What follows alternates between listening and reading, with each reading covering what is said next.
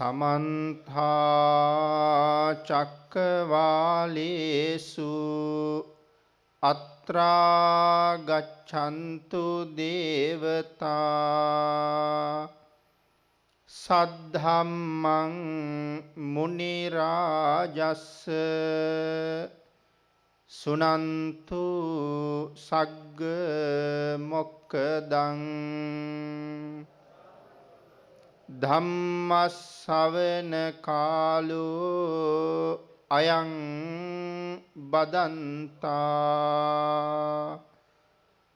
ධම්මස්සවන කාලෝ අයං බදන්තා ධම්මස්සවන කාලෝ අයං භදන්තා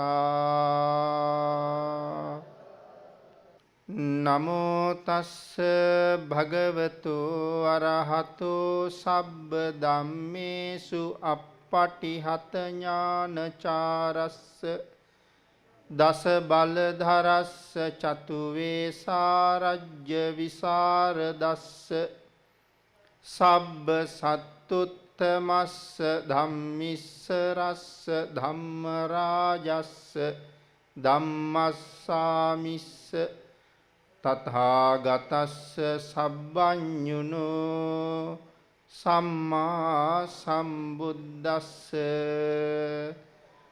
නමෝ තස්ස භගවතු අරහතු සබ්බ ධම්මේසු අප්පටිහත ඥානචාරස්ස දස බලධරස්ස චතු වේසාරජ්‍ය විසරදස්ස සබ්බ සත්තුත්තමස්ස ධම්මිස්ස රස්ස ධම්මරාජස්ස ධම්මස්සාමිස්ස තථාගතස්ස සබ්බඤුනෝ සම්මා සම්බුද්දස්ස නමෝ තස්ස භගවතු අරහතු සබ්බ ධම්මේසු අප්පටිහත ඥානචාරස්ස දස බලධරස්ස චතු වේසාරජ්‍ය විසරදස්ස සබ්බ සත්තුත්තමස්ස ධම්මිස්ස රස්ස ධම්මරාජස්ස ධම්මස්සාමිස්ස තථාගතස්ස සබ්බඤුනෝ සම්මා සම්බුද්දස්ස ඇද්දලගල ආරණ්‍ය සේනාසනයේ ප්‍රධාන අනුශාසක අපි කවදත් ගුරු තත්ත්වයේහිලා සලකන මේ සසුන්ගත ජීවිතය ශාසනය තුල පොහොසත් කරගන්න බොහෝසේ අවවාද අනුශාසනා කළ සේනාසනයේ ප්‍රධාන අනුශාසක අති ගෞරවනීය අවසරයි අපේ ඥානවීර ලොකු ස්වාමින් වහන්සේගෙන් අවසර මේ අවස්ථාවට වැඩම කොට වදාළ අති ගෞරවනීය මහා සංඝරත්නය සියලු දෙනා වහන්සේගෙන්ම අවසරයි පින්වත් සිල්මෑණියන් වහන්සේලා ඇතුළු ධර්ම ශ්‍රවණය කරන්න සූදානම් වෙන සත්පුරුෂ ගුණගරුක කාරුණික බෞද්ධ පින්නතුනි බොහෝම ශ්‍රද්ධාවෙන් යුක්තව මේ සියලු දෙනාම සැදී පැහැදී සූදානම් වෙන්නේ ලෞතර ශාන්තිනායක සම්මා සම්බුදුරජාණන් වහන්සේ විසින් ලෝක සත්වයන් පිළිබඳව අසීමිත දයාවකින් මහා කරුණාවකින් අවබෝධ කරගෙන දේශනා කොට වදාළ නෛර්යානික ශ්‍රී සද්ධර්ම රත්නයෙන් අබමල් රේණුවකටත් වඩා අඩු බොහෝම පුංචි කොටසක් දේශනා කරවගෙන ධර්ම ගෞරවය පෙරදරි කරගෙන දේශනාගත ධර්මයේ ශ්‍රවණය කරන්නත් එසේ ධර්ම ශ්‍රවණය කිරීමෙන් ලැබෙන අවවාද අනුශාසනා තම තමන්ගේ ජීවිතවලට එකතු කරගෙන වඩාත් නිවැරදි මෙලව ජීවිතයක් සකස් කරගන්නත් නිවැරදි වුණ මෙලව ජීවිතයක් තුලින් සුගතිගාමී වූ පරලොව ආයති භවයකින් සැනසීමේ බලාපොරොත්තුවත් අවසන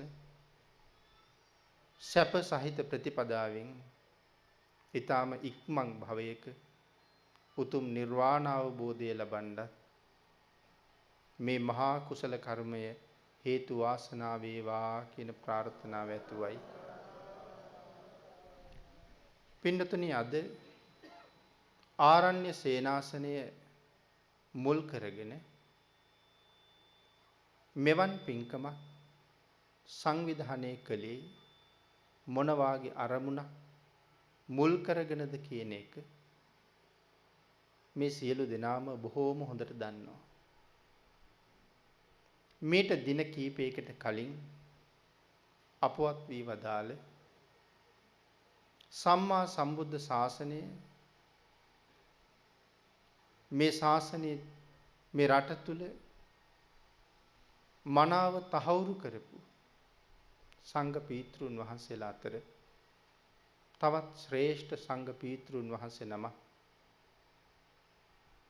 අරමුණු කරගෙන උන්වහන්සේට පරලොවින් සංග්‍රහ කරන්න පිම්පෙත් අනුමෝදන් කරන්න සංවිධානය කරපු උතුම් පින්කමේ සමාරම්භක අවස්ථාවටයි අපි සූදානම් වෙන්නේ. අපේ බුදුරජාණන් වහන්සේ දේශනා කොට වදාලා ශක්‍ර දේවේන්ද්‍රයන් වහන්සේට මේ ලෝක ධාතුවේ හැම දානයක්ම අභිභවනය කළ මහත්ඵල මහානිසංසදායක වූ එකම දානය තථාගත ශ්‍රී සද්ධර්ම දානයේ බව. ඒ සඳහා කරුණු කාරණා රාශියක් ධර්මයේ සඳහන් කරනවා. ධර්ම දානයේ අන් සියලු දානයන් අභිභවනය කරන්නේ මොන හේතුව නිසාද කියලා. බුදු පසේ බුදු මහරහතන් වහන්සේලා සක්වල ගැබ පුරාම දනින් දන ගෑවෙන තරමට වඩා හිඳවලා කෙසෙල් දලු තරම් ඊටාම සිනිදු චීවර බඹලෝ දක්වා ඉහළට ගොඩ ගහලා බුදු පසේ බුදු මහරහතන් වහන්සේලාට පූජා කරලා යම් කුසලයක් ලබනවද හතර පද ගාථාවකින් කරන අනුශාසනාවකින් ලබන කුසලයත් සමග සංසන්දනය කළොත් චීවර පූජාවේ ආනිසංසය ධර්ම දානයේ ආනිසංසයෙන් 12 කලාවෙන් එක කලාවක්වත් නැහැ කියලා සඳහන් කළේ. ඒ කාරණාවත් එක්ක තවත් බොහෝ කරුණු මේ කාරණාව පැහැදිලි කරන්න දේශනා කළා. පින්නතුනි අනාථපිණ්ඩික ආදී සිටුවරු සම්මා සම්බුද්ධ ශාසනය අරමුණු කරගෙන මහා විහාර හැදුවා.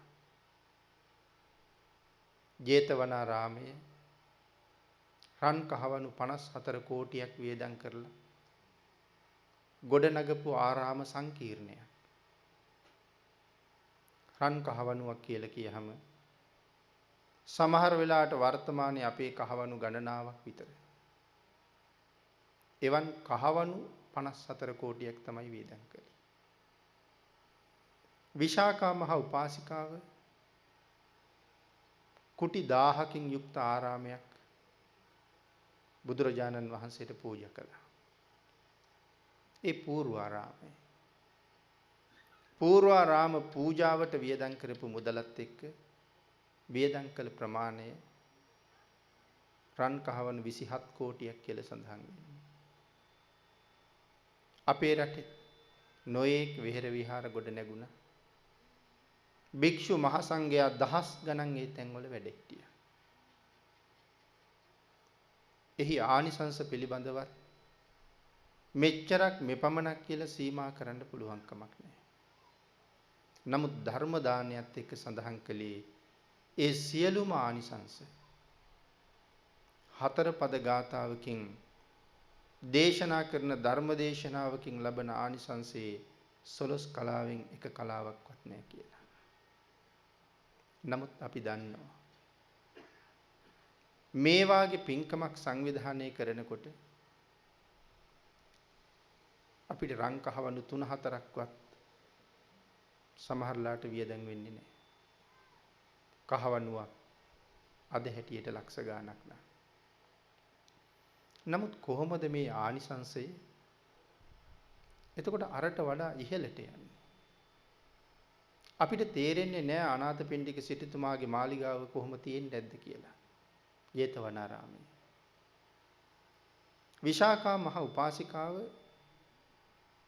පූර්වාරාමයේ පූජා කරන්න සූදානම් වෙනකොට විශාඛා මහ උපාසිකාවගේ යෙහෙළියක් කහවණු ලක්ෂයක් වටින වස්ත්‍රයක් අරගෙන එනවා එදා පින්කමට පූජා කරන්න. ඒ වස්ත්‍රය ගෙනල්ලා මහා උපාසිකාවට දක්වහම ඇය වස්ත්‍රය දිහා බලලා යෙහෙළියගේ හිත පෑරෙයි කියලා වෙන යමක් කීවේ නැහැ.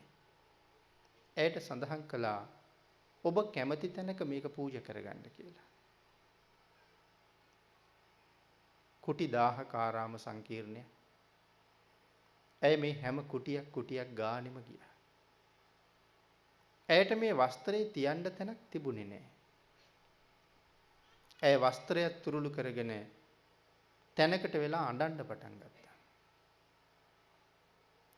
අපේ ආනන්ද හාමුදුරුවෝ දැක්කා ඒක. දැකලා ඇහුවා ඇයි අඬන්නේ කියලා.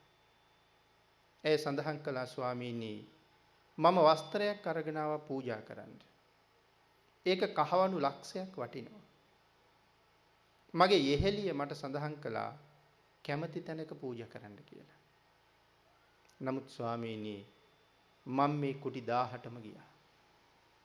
ස්වාමීනි මේ හැම කුටියක් ගානෙම බිමට දාලා තියෙන හැම පාපිස්සක්ම කහවණු ලක්ෂයකට වඩා වටිනවා. මගේ වස්ත්‍රේ මං කොහෙ දාන්නද ස්වාමීනි කියලා ඇහුවේ. නමුත් ඇගේ හිත හදන්න ඕන නිසා අපේ ආනන්ද හාමුදුරුවෝ දැක්කා විසාකාවට පාපිස්සක් දාන්න අමතක වෙච්ච තැනක් තිබ්බා. ඒ තමයි බුද්ධ ප්‍රමුඛ මහා සංඝරත්නයේ පතුල් දෝවණය කරලා ඉස්සරලාම විහාරයට ගොඩ වෙන තැන. ආනන්ද හාමුදුරුවෝ අර වස්ත්‍රය ඉල්ලගෙන ඇයට සඳහන් කළා මේක මෙතන පාපිස්සක් හැටියට එලන්න කියලා. ඇයට බොහොම සතුටුයි ඉස්සරලාම භාග්‍යතුන් වහන්සේ ආරාමයට ඇතුල් වෙන්නේ ඇගේ වස්ත්‍රයට සිරිපතුල තියලා. මම මේ කාරණාව සඳහන් කළේ පාපිස්සක වටිනාකම එහෙමනම් මේ ආරාම කොහොම තියෙන්නේ නැද්ද කියලා. නමුත් ඒ ආනිසංසය අභිභවනය කරනවා මේ ධර්ම දානයගේ ආනිසංසය. කෙනෙක් හරියටම බණක් ඇහුවොත් තිසරණ නැති අය තිසරණයට එනවා. පන්සිල් ආරක්ෂා කරන්නේ නැති අය පන්සිල් වලට එනවා. උපෝසත සිල් ගත්තේ නැති අය උපෝසත සීලයට එළඹෙනවා. මව්පියන්ට සලකපු නැති අය මව්පියන්ට සලකනවා. ගුරුවරුන්ට ගරු කරපු නැති අය ගුරුවරුන්ට ගරු කරනවා.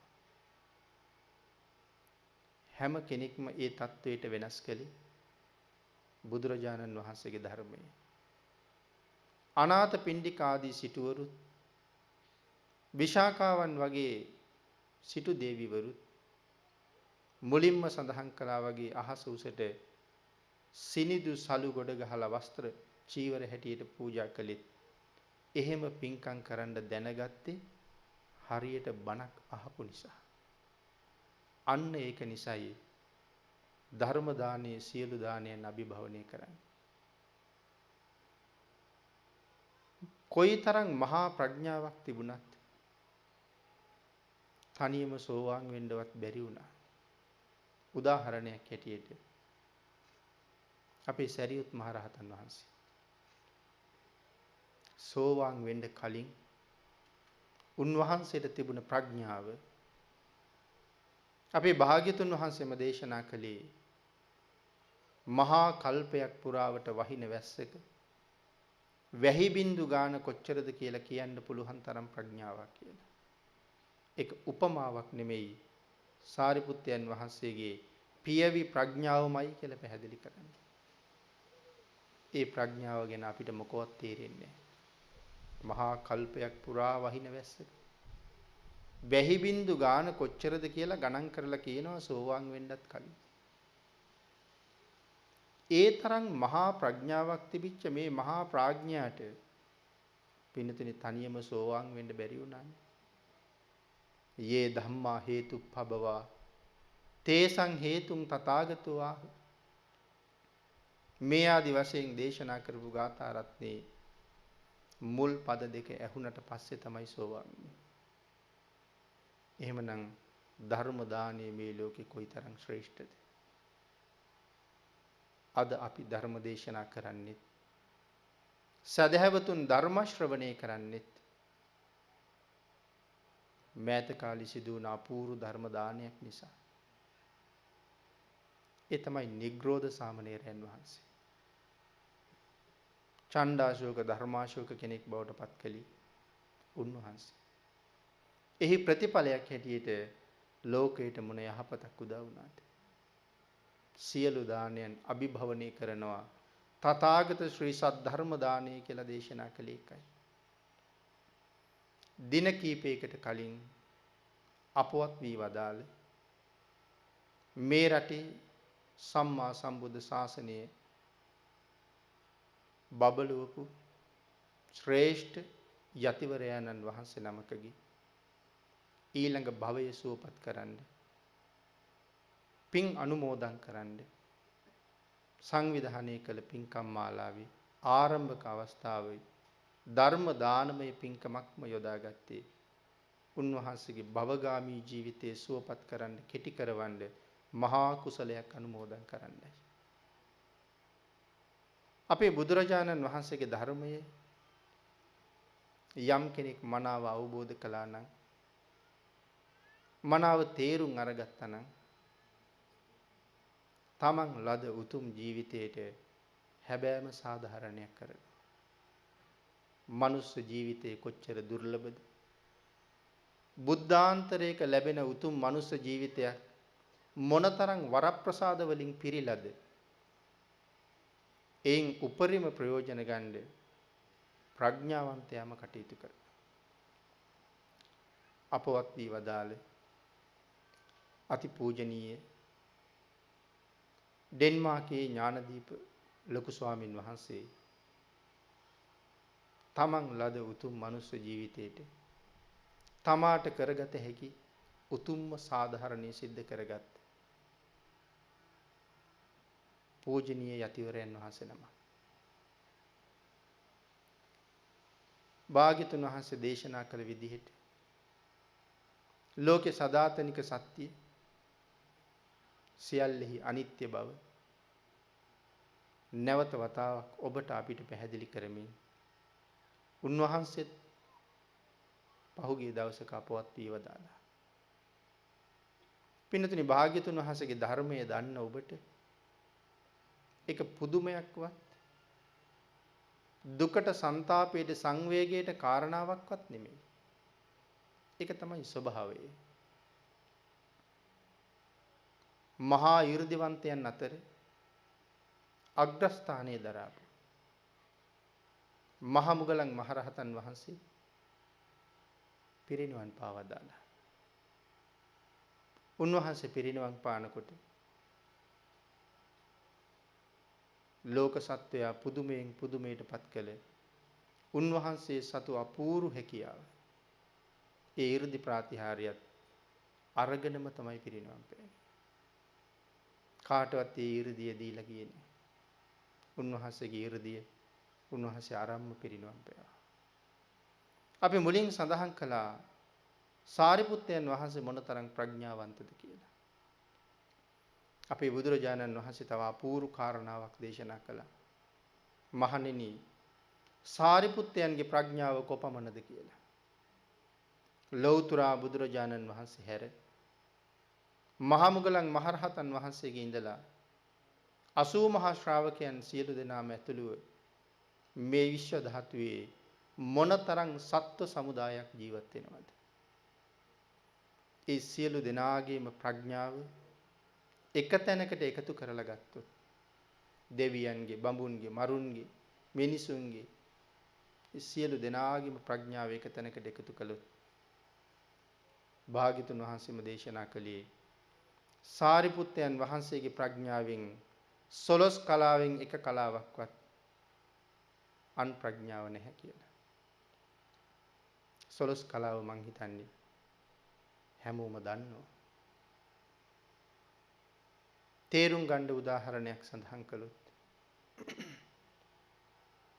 පින්නතුනේ ඇපල් ගෙඩියක් අරගෙන අපි ඒක කෑලි 16කට කැපුවොත් ඒකෙන් කෑලි 15ක් අයින් කරලා එක කෑල්ලක් අරගෙන ඒක නැවත කෑලි 16කට කපනවා. ආයෙත් කෑලි 15ක් අයින් කරලා 16 වෙනි කෑල්ල නැවත කෑලි 16කට කපනවා. ආයෙත් කෑලි 15ක් අයින් කරලා 16 වෙනි කෑල්ල ආයෙත් කෑලි 16කට කපනවා. මේ විදිහට 16 16න් 16 වතාවක් බෙදන්න ඕනේ. අන්න එතකොට කොහොම ප්‍රමාණයක් එයිද? ආන් ඒකටයි 11 කලාව කිව්වේ. මම ඇපල් ගෙඩිය ගත්තේ අපේ පින්නතුන්ට ඒක තේරුම් ගන්න පහසු කරන්න නිසා. එතකොට සරියුත් මහරහතන් වහන්සේගේ ප්‍රඥාවයි මුගලන් මහරහතන් වහන්සේගේ ඉඳලා මේ විශ්ව ධාතුවේ අන් සියලු දෙනාගේ ප්‍රඥාවයි අතර වෙනස. නමුත් මේ මහා ප්‍රඥාවන්තයා ඒ ප්‍රඥාවත් අරගෙනම පිරිනිවන් පෑවා. ඒක තමයි ලෝකෙ හැටි. සකල ලෝක සත්වයාටම සසර දුකින් එතෙර වෙන මඟ කියලා දුන්න මහා කල්ප අසංඛ්‍ය ගණන් පාරමිතා සම්පූර්ණ කරලා ලෞතර බුද්ධ රාජ්‍ය මුදුන්පත් කරගත්ත අපේ බුදුරජාණන් වහන්සේ ඒ අනිත්‍ය බව ලෝකයට පසක් කරලා පිරිනිවන් පාන්න තීරණය කළා. භාග්‍යතුන් වහන්සේගේ තීරණයට අනුව සුදුසු කාලයේ එළඹෙනකොට සමාධීන් කෝටි ලක්ෂ 24කට සමවැදෙනවා. සමාධියෙන් සමාධියට සමාධියෙන් සමාධියට සමාධීන් කෝටි ලක්ෂ 24කට සමවදිනකොට එකින් එකට සමවදිනකොට භාග්‍යතුන් වහන්සේ බැබලෙනවා. එහෙනම් කෝටි ලක්ෂ 24කට සමවදිනකොට කොහොම බැබලීමක් බැබලෙන්නේ නැද්ද බුද්ධ ශරීරේ? ගිනි අඟුරක් දිලිසෙනවා වගේ බැබලිලා බැබලිලා බැබලිලා එකපාරම මහා ගිනි අඟුරු වලකට වැස්සක් ඇදහැළුණා වගේ භාග්‍යතුන් වහන්සේ එකපාරම නිමිලා. ඒක ලෝකයේ අනිත්‍ය ස්වභාවය. එය එහෙමනම් අපේ ස්වාමින් වහන්සේගේ අපවත් වීම අපි සංවේගයට පත් කරන කරුණක් නොවේ කියලා සඳහන් කළේ ඒකයි. උන්වහන්සේගේ ජීවිතයට උන්වහන්සේ විසින් කරගත යුතු සාධාරණය උන්වහන්සේගේ ශක්ති ප්‍රමාණයෙන් සම්පූර්ණ කරගත්තා. සංවේග විය යුත්තේ උන්වහන්සේ අපවත් වෙච්ච එක ගැන නෙමෙයි. උන්වහන්සේ කරගත්ත දේ අපේ ජීවිතවලට අපට කරගන්න බැරි වෙන්නේ ඇයි කියන එක ගැනයි සංවේග වෙන්න ඕනේ. නමුත් අපි මේ මහා පිංකම සිදු කරලා අපේ යුතුයකමක් හැටියට අපි බලාපොරොත්තු වෙනවා ඥානදීප ස්වාමින් වහන්සේට පරලොවින් සංග්‍රහ කරන්න පින් අනුමෝදන් කරන්න. පින්නතනි ඒ අපේ ස්වාමින් වහන්සේ වෙනුවෙන් සිදු කරන ධර්ම දේශනාවේ මාතෘකාව හැටියට මම යොදා ගන්න කල්පනා කළේ මජ්ක්‍ධිම නිකායේ සඳහන් වන මහා ගෝපාල කියන සූත්‍ර දේශනාවෙන් ධර්ම කාරණා ටිකක් සාකච්ඡා කරන්න. අපේ බුදුරජාණන් වහන්සේ සවැත් නුවර ජේතවනාරාමේ වැඩ ඉන්න කාලේ තමයි භික්ෂූන් වහන්සේලා ආරමුණු කරලා මේ උතුම් සූත්‍ර දේශනාව දේශනා කොට වදාළේ. මේ මහා ගෝපාලක සූත්‍රය මේ ශාසනයේ පැවැත්ම පිණිස බොහෝ දෙවි මිනිසුන්ට හිතසුව පිණිස යම් භික්ෂුවක් අනුගමනය කළ යුතු කාරණා සමුදායක් තියෙනවා නම් ආන්ගේ කාරණා සමුදායයි මහා ගෝපාලක සූත්‍රයේ දේශනා කොට වදාළේ. අපවත් වුණ අතිපූජනීය අපේ ඥානදීප ස්වාමින් වහන්සේගේ ජීවිත කාලේ ගෙවුණ හැටි, උන්වහන්සේ ශාසනය තුල කටයුතු කරපු හැටි මම දන්නේ ඊටාම අල්පයයි. නමුත් ස්වාමින් වහන්සේගේ උතුම් ජීවිතයට මහත් උපහාරයක් හැටියටයි මහා ගෝපාල සූත්‍රය අද ධර්ම මාතෘකාව කරගත්තේ. පින්තුනි, අපේ බුදුරජාණන් වහන්සේ මේ උතුම් දේශනාව ආරම්භ කොට වදාලා ඒකා දසහි භික්කවේ අංගේහි සමන්නාගතු ගෝපාලකෝ අපභෝගේ භෝගෝ ගණං පරිදහති ගෝ ගණං පරිදහතු. භාග්‍යතුන් වහන්සේ දේශනාව ආරම්භ කරපු හැටි. ගෝපල්ලෙක් මුල් කරගෙන තමයි මේ දේශනාව සිදු කරලා තියෙන්නේ. හැබැයි ගෝපල්ලා කොයි වගේද? කාරණා 11ක් බුදුරජාණන් වහන්සේ පැහැදිලි කරනවා. මෙන්න මේ දේශනා කරන කාරණා 11 ගෝපල්ලා ළඟ නැත්තම් ඒ ගෝපල්ලට තමන්ගේ ගවගණය ආරක්ෂා කරගන්න, සුරක්ෂිත කරගන්න සුදුසුකමක් නැහැ කියලා භාග්‍යතුන් වහන්සේ දේශනා කරනවා. ඒ කාරණා ටික පැහැදිලි කරලා ඊළඟට භාග්‍යතුන් වහන්සේ ඒ කාරණාව එහෙම්මම භික්ෂූන් වහන්සේට උපමා කරනවා. එhmenan අපි මුලින් දේශනාවෙන් සාකච්ඡා කරමු. මොන කාරණා 11න් සපරිපූර්ණ නොවුන ගොපල්ලාද ගවගණයා පරිහරණය කරන්න නුසුදුසුයි කියලා භාග්‍යතුන් වහන්සේ දේශනා කළේ. පින්තුනි, භාග්‍යතුන් වහන්සේ පැහැදිලි කරනවා මේ ගොපල්ලන් අතර යම් ගොපල්ලෙක් රූපය දන්නේ නැත්නම් ඒ ගොපල්ලා ගවගණයා පරිහරණය කරන්න සුදුසු නැහැ කියලා. රූපය දන්නේ නැත්නම් කියලා කියන්නේ තමන්ගේ ගවගණයාව හඳුනන්නේ නැහැ. එහෙම සඳහන් කළේ ගවයන් පිළිබඳව ගණන දන්නේ නැහැ. ඊළඟට ගොපල්ලා ගැන කියනකොට සඳහන් කරනවා ගවයන් පිළිබඳව ගණන දන්නේ නැහැ කියලා. නමුත් මේ සූත්‍රයේ මුලින් සඳහන් කරනවා එදා ගව පාලනයේට මොනතරම් උසස් තැනක් තිබුණද කියලා. ගවයෝ කොයිතරම් හිටියද කියලා. ගණනින් ගණන් කරන්න බෑ ගවයෝ. ඒ තරම්ම ගවයෝ ඉඳලා තියෙනවා. ලක්ෂ ගණන් ඉඳලා තියෙනවා. ගණන් කරලා තියෙන්නේ ගවයෝ ඉන්න භූමියේ හැටියට. සමහර ගව ගාලක් ඇරියහම යොදුනක් දිගට යොදුනක් පළලට ගවයෝ ගාලෙන් පිට වෙනවා. එහෙම ගවයෝ ඉඳලා තියෙනවා.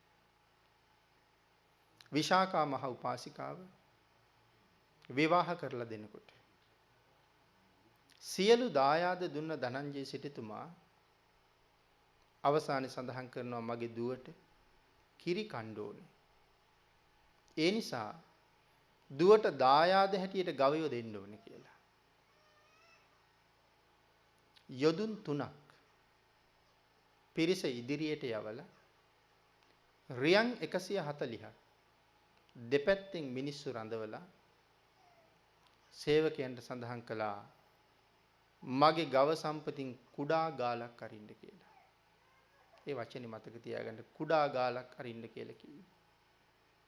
දැන් කුඩා ගාල ඇරියහම රියන් 140ක් පළලට යොදුන් 3ක් ඉස්සරහට ගවයෝ යනවා. පළවෙනි යොදුන ගියහම බෙර ගහනවා. එතකොට දන්නවා එක යොදුනක් ගියා කියලා. දෙවනි යොදුන ගියහම නැවත බෙර ගහනවා. එතකොට දැන් ගවයෝ යොදුන් දෙකක් ගිහිල්ලා. තුන්වෙනි යොදුන ගියහම ආයෙ බෙර ගහනවා. දැන් සිටුතුමා දන්නවා යොදුන් 3ක් ඉස්සරහට ගියා. පිනතිනේ ගව් 3ක් සඳහන් කරන්නේ ගව් 3ක් ඉස්සරහට ගියා කියලා. රියන් 140ක් පළලට ගව් 3ක් ඉස්සරහට ගිහිල්ලා. ගව් 3ක් කියලා කියහම සතපුම් 7මාරක් විතර. එතකොට සඳහන් කළා දැන් ගාල වහන්න කියලා. දැන් එතකොට මම සඳහන් කළා මේ කුඩා ගාලක් කීප එක මතක තියාගන්න කියලා. රියන් 140ක් පළලට 70ක්ම 7මාරක් ගවයෝ ගිහිල්ලා කුඩා ගාලෙන්. තව ගාලේ ගවයෝ ඉන්නවා. තව ගාලේ කොච්චර ඉන්නවද කියන එක අපිට තීරණය කරන්න බෑ. ගාල වැහුවට පස්සේ සඳහන් කරනවා ශක්තිමත් ගවයෝ සහ දෙන්නු 60000ක් කඩුල්ලට උඩින් පැන්නා කියලා. කුඩා ගාල වැහුවට පස්සේ 60000ක් කඩුල්ලට උඩින් පැන්නා කියලා. ඒ 60000 පැනලා ගිහිල්ලා අර ගව් තුනේ ඉස්සරහින් හිට ගන්නවා. මේක බුදුරජාණන් වහන්සේ ගාවටත් ආරංචි ගියා. ස්වාමීනි ගාල වැහුවාම මෙහෙම දෙයක් වුණා කියලා. භාග්‍යතුන් වහන්සේ සඳහන් කළා විශාකාවට ගෝ සම්පත දීලා එහෙම සීමා පවත්වන්න බෑ කියලා. ඒකට හේතුවක් බුදුරජාණන් වහන්සේ වෙනම පැහැදිලි කළා. කාශ්‍යප බුදුරජාණන් වහන්සේගේ කාලේ කිකී කියන රජුරවන්ට හිටිය දුවල 7 දෙනෙක්. බාලම දුවගේ නම සංඝදාසි. එදා සංඝදාසි අපේ ශාසනයේ විශාකා මහ උපාසිකාව. සඳහන් කළා සංඝයාට දන් දෙන්න යනකොට පුදුම ශ්‍රද්ධාවකින් පෙරැත්ත කර කර දන් බෙදුවා කියලා. අපි කියන්නේ තව ටිකක් ගන්න කියලා. භික්ෂුන් වහන්සේලාට දාන බෙදනකොට පොඩි හාමුදුරුවෝ අතවහලා කියනවා ඇති මෑණියනි කියලා. කිරි බෙදාගෙන යනකොට කියනවා අනේ ස්වාමීනි එහෙම කියන්න එපා. මේ අලුත් කිරි මෙවුවා හරි ගුණයි. මෙවුවා හරි රසයි. තව ටිකක් වළඳලා බලන්නකෝ කී අත වහනකොට ටික ආයෙ බෙදෙනවා. ආන් එහෙම දන් දුන්න නිසායි විශාකාවට ගෝ සම්පත දීලා සීමා කරන්න බැරි කියලා සඳහන් කළා. ඇයට කිරි දීලා ඉවර කරන්න බෑ. එහෙනම් මෙතන මම මේ කාරණාව දැක්කුවේ එදා ගව ගණයා කොච්චර හිටියද කියන එක සඳහන් කරන්න. ධාර්මික ධනෝපායන ක්‍රම අතර ගව පාලනය එකක්. සත්ව පාලනය කියලා සඳහන් කළේ විශේෂයෙන් එදා තිබුණ ගව පාලනය. මිනිස්සු තමන්ගේ යහපත උදෙසා ඒ තරම් ගවයෝ ඇති කළා. එතකොට මේ වාගේ මහා ගව පට්ටි බලාගත්තු ගොපල්ලෝ ගැනයි මේ කතා කරන්නේ. එහෙමනම් සඳහන් කළා ගවයන් පිළිබඳව ගණන ගොපල්ලා හරියට දන්නේ නැත්තම්. ඊළඟට සඳහන් කළා මොන වර්ගයේ ගවයෝද තමන් ගාවේ ඉන්නේ. ඒ ගවයෝ ගංගාවෙන් එතර වෙනකොට ගඟට බැස්ස විය යුත්තේ කොතනින්ද? එහෙම නැත්තම් ගඟෙන් එතර වෙන්න ගියහම ගඟට බැහැපු ඔක්කොම ගොඩ වෙලාද? ගහගෙන යන්නත් පුළුවන්. කිඹුලන්ට අහු වෙන්නත් පුළුවන්. ඒ කාරණාවෙන් ගොපල්ලා දැනගන්න ඕනේ මගේ ගවයෝ අඩුයි කියලා. මගේ ගවයන්ට කරදරයක් හානියක් වෙලා කියලා. ඔය කාරණාව දැනගන්න බැරි නම් ඒ ගවගණයා පරිහරණය කරන්න මේ ගොපල්ලා සුදුසු නෑ කියලා දේශනා කරන්නේ. ඒකයි රූපය දැනගන්න ඕනේ. ඊළඟට ගවයන්ගේ පාට රතු පාට ගවයෝ මෙච්චර තරම් ප්‍රමාණයක් අනුමාන කරන්න ඕනේ. සුදු පාට ගවයෝ මෙච්චරක් හිටියා.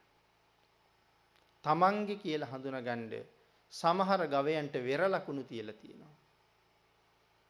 අහවල් ලකුණ තිබිච්ච ගවයා නෑ නේද? අහවල් පාට ගව පට්ටිය අඩු වෙනව නේද? මේ විදිහට ගොපල්ලා මේ කරුණු හැම එකක්ම හොඳට දැනගන්න ඕනේ. ආන් ඒකයි ගොපල්ලෙක් රූපය දන්නේ නැත්නම් ඒ ගොපල්ලා මේ ගව ගණයා පරිහරණයට සුදුසු නෑ කියලා දේශනා කළේ. ඒක තමයි පළවෙනි කාරණාව.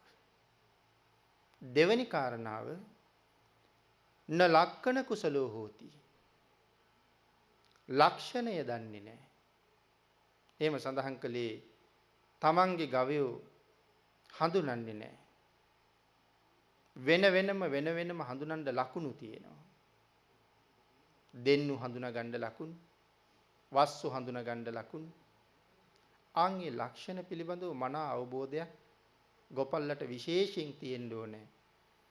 ඒ ලක්ෂණ පිළිබඳ අවබෝධයක් නැති ගොපල්ලා මේ ගව ගණයා පරිහරණය කරන්න සුදුසු නැහැ.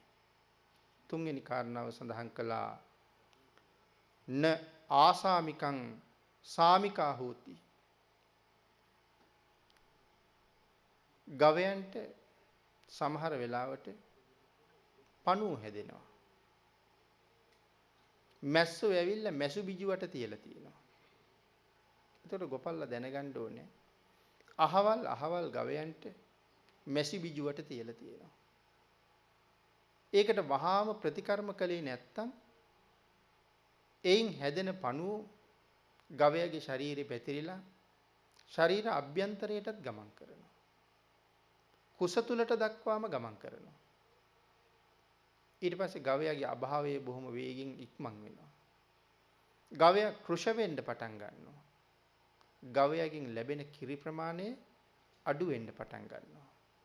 ඒක සතාටත් කරදරයක්, ජීවිත හානියක්, Tamanටත් පාඩුවක්. ඒ අයගෙන් ලැබෙන කිරි ප්‍රමාණය අඩු වෙනවා.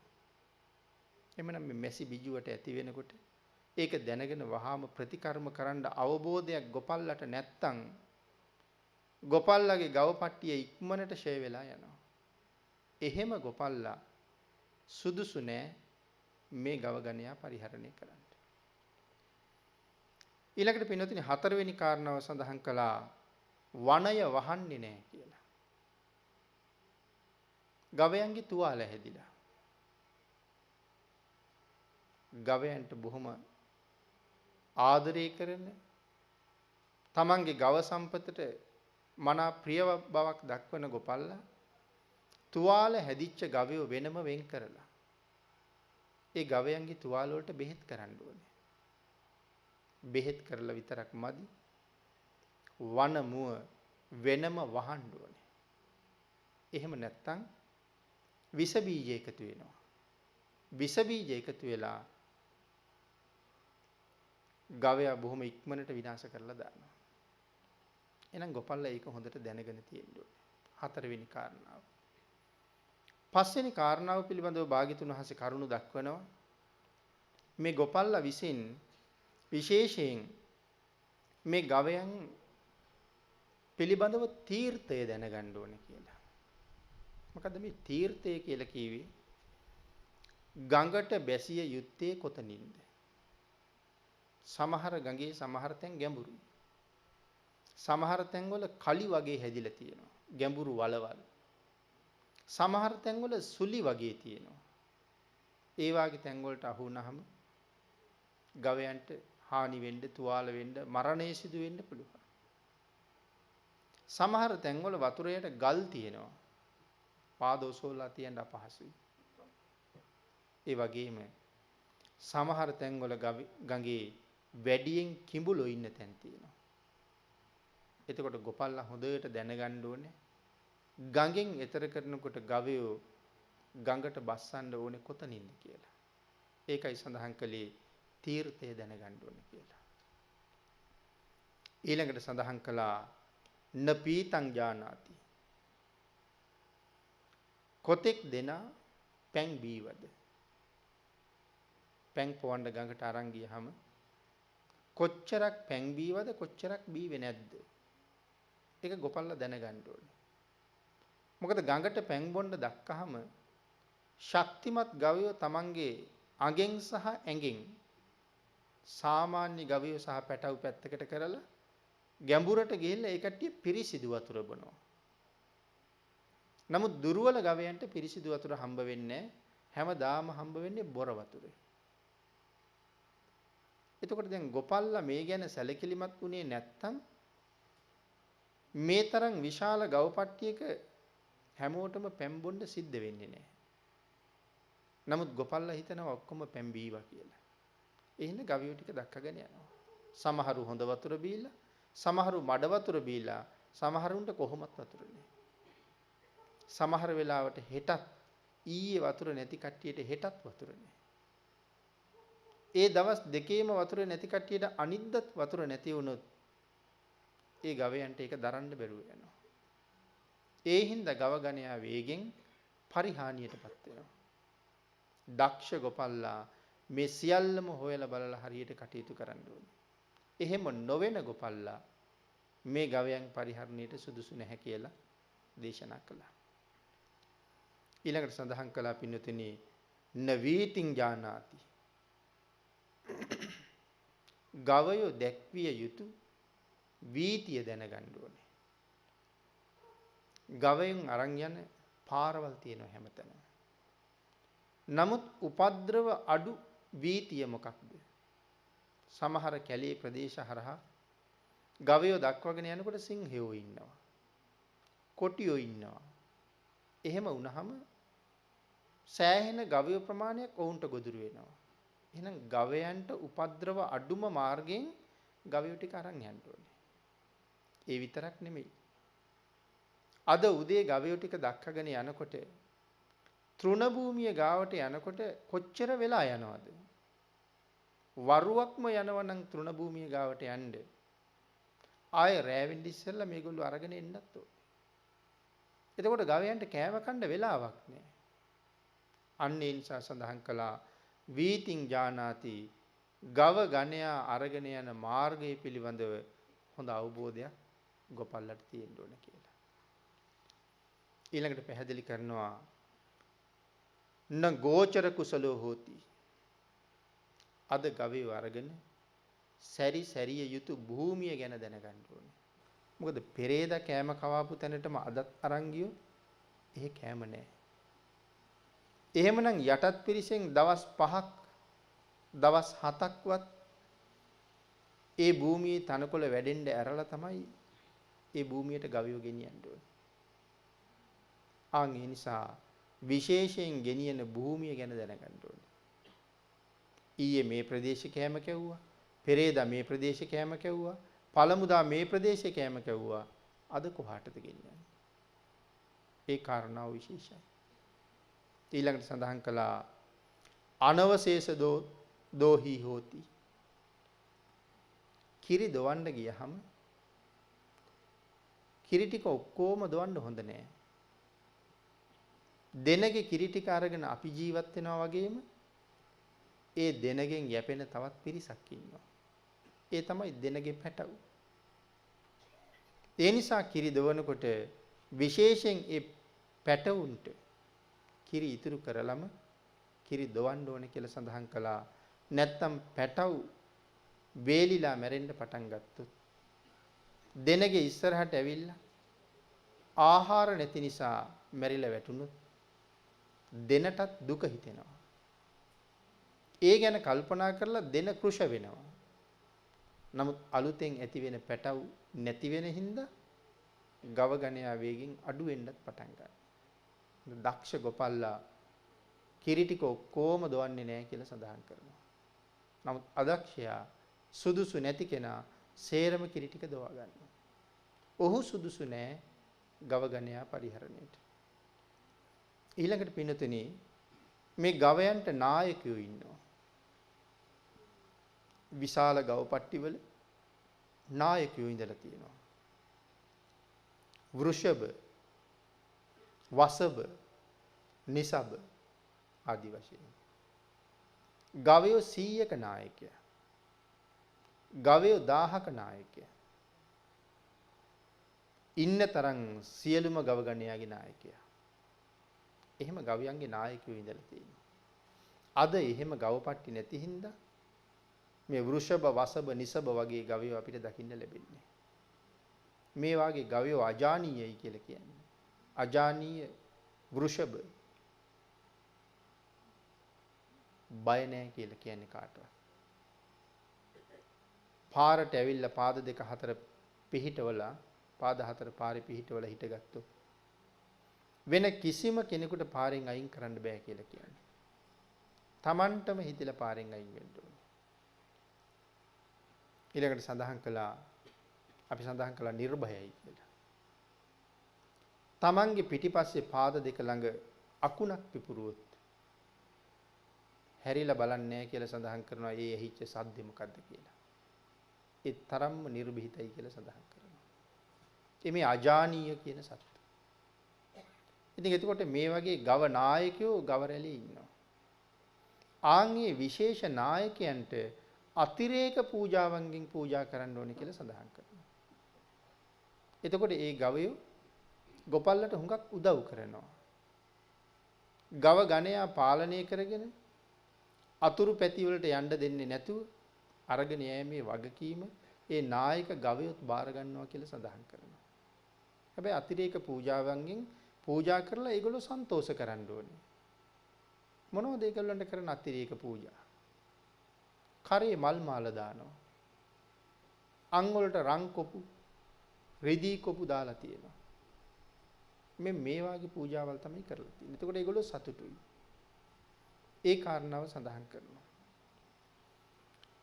එතකොට පින්නතුනි ගව පාලකයාට අමතරව විශේෂයෙන් මේ ගවයෝ ගව ගණයා රැක ගන්න ඔහුට උදව් කරනවා කියලා කරුණු කාරණා පැහැදිලි කරනවා. මෙන්න මේ අංග 11න් යුක්ත නැත්තම් ගොපල්ලා. ඔහු ගව ගණයා පාලනයට සුදුසු නැහැ. ගවයා ගැන හොයලා බලන්නේ නැත්තම් ගව පට්ටිය ගැන මේ සඳහන් කරපු කරුණු දන්නේ නැත්තම් ගව ගණයා ගැන හොඳ අවබෝධයක් නැත්තම් ඒ ගොපල්ලා ඒ ගව ගණයා පරිහරණයට සුදුසු නැහැ. ඊළඟට පින්නතුනි අපේ බුදුරජාණන් වහන්සේ මෙන්න මේ ගොපල්ලෙක් උදාහරණයට අරගෙන නැවත මේ කාරණාව භික්ෂූන් වහන්සේලාට ආදේශ කරලා දේශනා කළා. ගොපල්ලගේ කතාව. ඒක තමයි අපිට මනාව වටිනම ධර්ම කාරණාව. නමුත් භාග්‍යතුන් වහන්සේගේ උපමාව අතිවිශිෂ්ටයි. අපේ බුදුරජාණන් වහන්සේ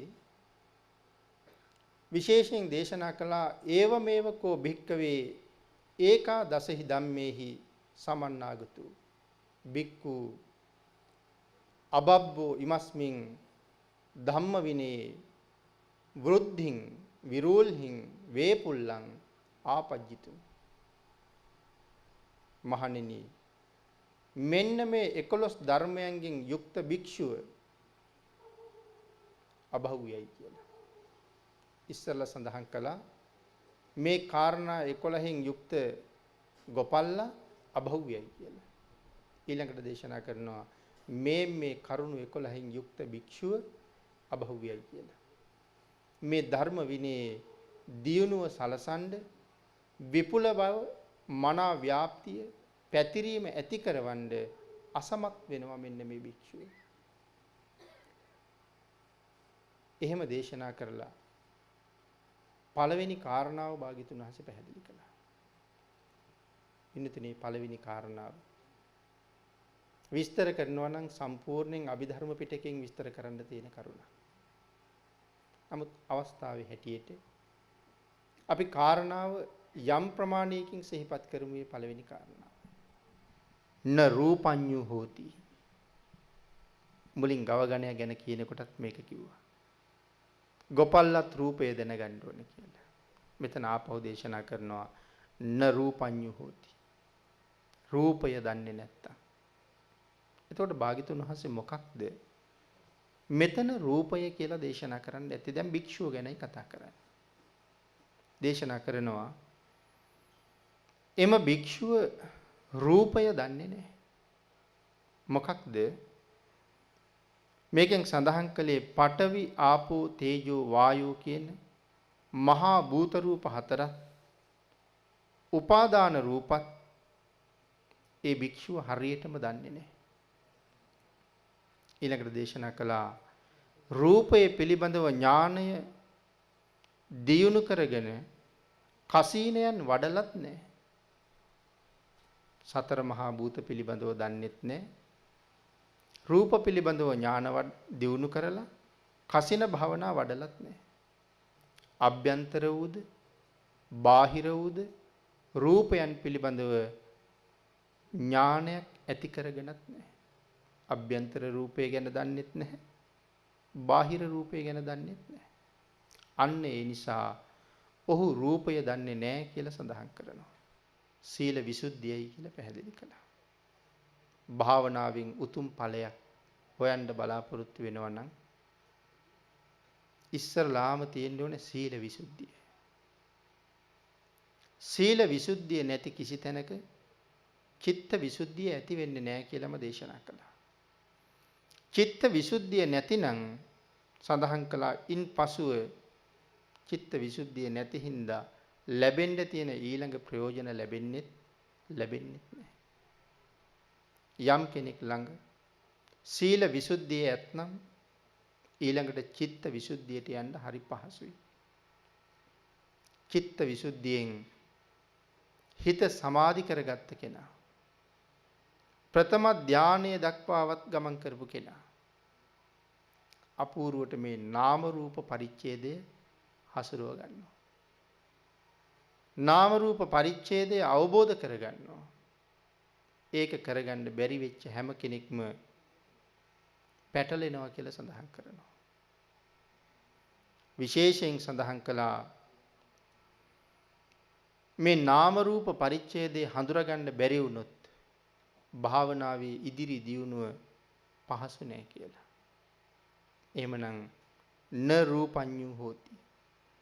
රූපය පිළිබඳව අභ්‍යන්තර රූප, බාහිර රූප, සතර මහා භූතික රූප ඒ පිළිබඳව මනා අවබෝධයක් භික්ෂුව ලබලා තියෙන්න ඕනේ කියලා සඳහන් කරනවා.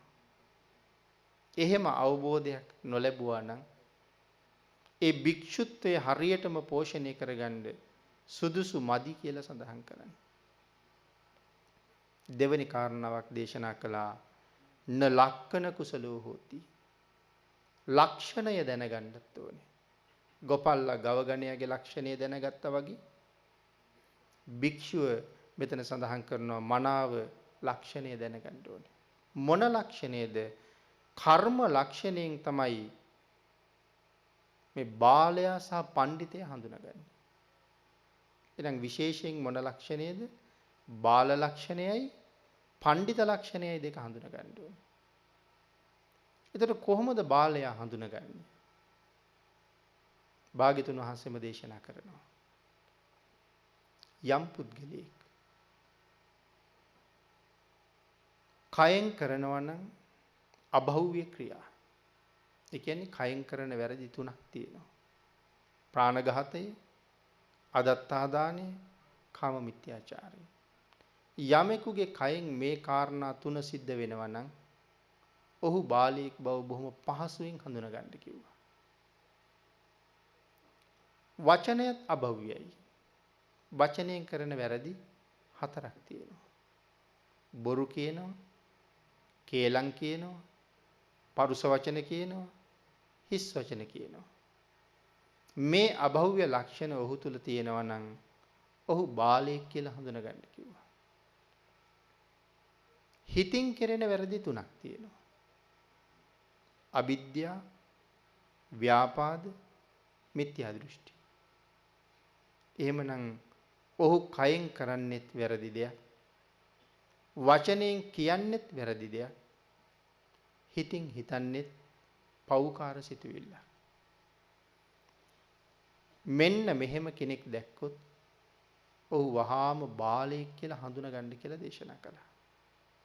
හඳුනා ගන්න විතරද භාග්‍යතුන් වහන්සේ අපිට දේශනා කළේ? හඳුනාගත්ත ගමන් වහාම ඔහුගෙන් ඈත් වෙන්නත් ඕනේ. බුදුරජාණන් වහන්සේ කොහොමවත් අපිට දේශනා කරන්නේ බාලයෝ ඇසුරු කරන්න කියලා. මහා මංගල සූත්‍රයේ පණ්ඩිතානංච සේවනා කියලා අපිට දේශනා කරන්න කලින් භාග්‍යතුන් වහන්සේ දේශනා කළේ අසේවනාච බාලාණන් කියලා. පණ්ඩිතයෝ ඇසුරු කරන්න කියන්න කලින් දේශනා කළේ බාලයන්ගෙන් ඉවත් වෙලා ඉන්න කියලා. ඇයි බුදුරජාණන් වහන්සේ එහෙම දේශනා කළේ? බාලී කවදාවත් මේ සසර විමුක්තියට නම් උදව් කරන්නේ නැහැ. සුගතියට නිවනට කවදාවත් බාලයාගෙන් උදව්වක් හම්බ වෙන්නේ නැහැ. ඇසුරු කරන්න මෙපා කියලා දේශනා කළේ. කොයි මොහොතේ හරි අපි පාපයට පොළඹවනවාමයි. පින්තුනි එහෙම අවස්ථා සමාජයේ ඕන තරම් දැක්කේ. අපි සමහර වෙලාවට බුදුරජාණන් වහන්සේ ළඟ වන්දනා කරලා භාග්‍යතුන් වහන්සේටම සඳහන් කරනවා.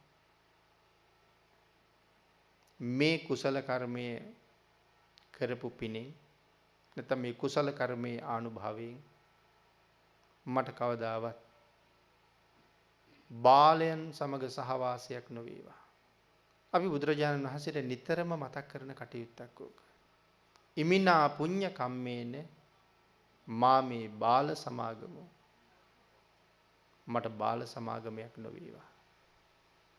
හැමදාම බුදුන් වැඳලා ওই කාරණාව මතක් කළාට එතනින් එළියට බහැපු ගමන්ම අපි ඇසුරු කරන්නේ බාලියෝමයි.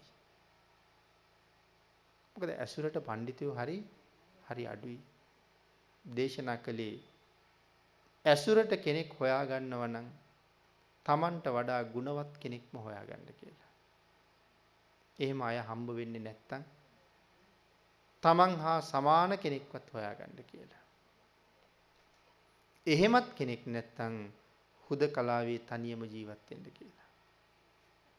බාලයෙක් ඇසුරු කරන්න පුංචි ඉඩක් දීලා තියෙනවා.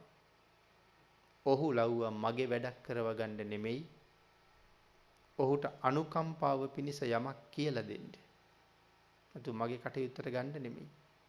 කොහොම හරි ඔහු අපායෙන් ගොඩ ගන්න ඕන නිසා ඔහුට යමක් කියලා දෙන්න විතරක් අනුකම්පාව මත ඇසුරු කරන්න කියලා අවසරයක් තියෙනවා. එහෙම නැත්තම් නම් බාලයෝ ඇසුරු කරන්න කොහොමවත්ම ඉඩක් භාග්‍යතුන් වහන්සේ දෙන්නේ නැහැ. ආන් එහෙමනම් මේ භික්ෂුව දැනගන්න ඕනේ බාලයා කවුද? පඬිතයා කවුද කියන කාරණාව. ඊළඟට පින්නතුනි දැනගන්න ඕනේ අපි විසින් කළ යුතු නොකළ යුතු දේවල් මොනවද කියලා දැනගන්න ඕනේ.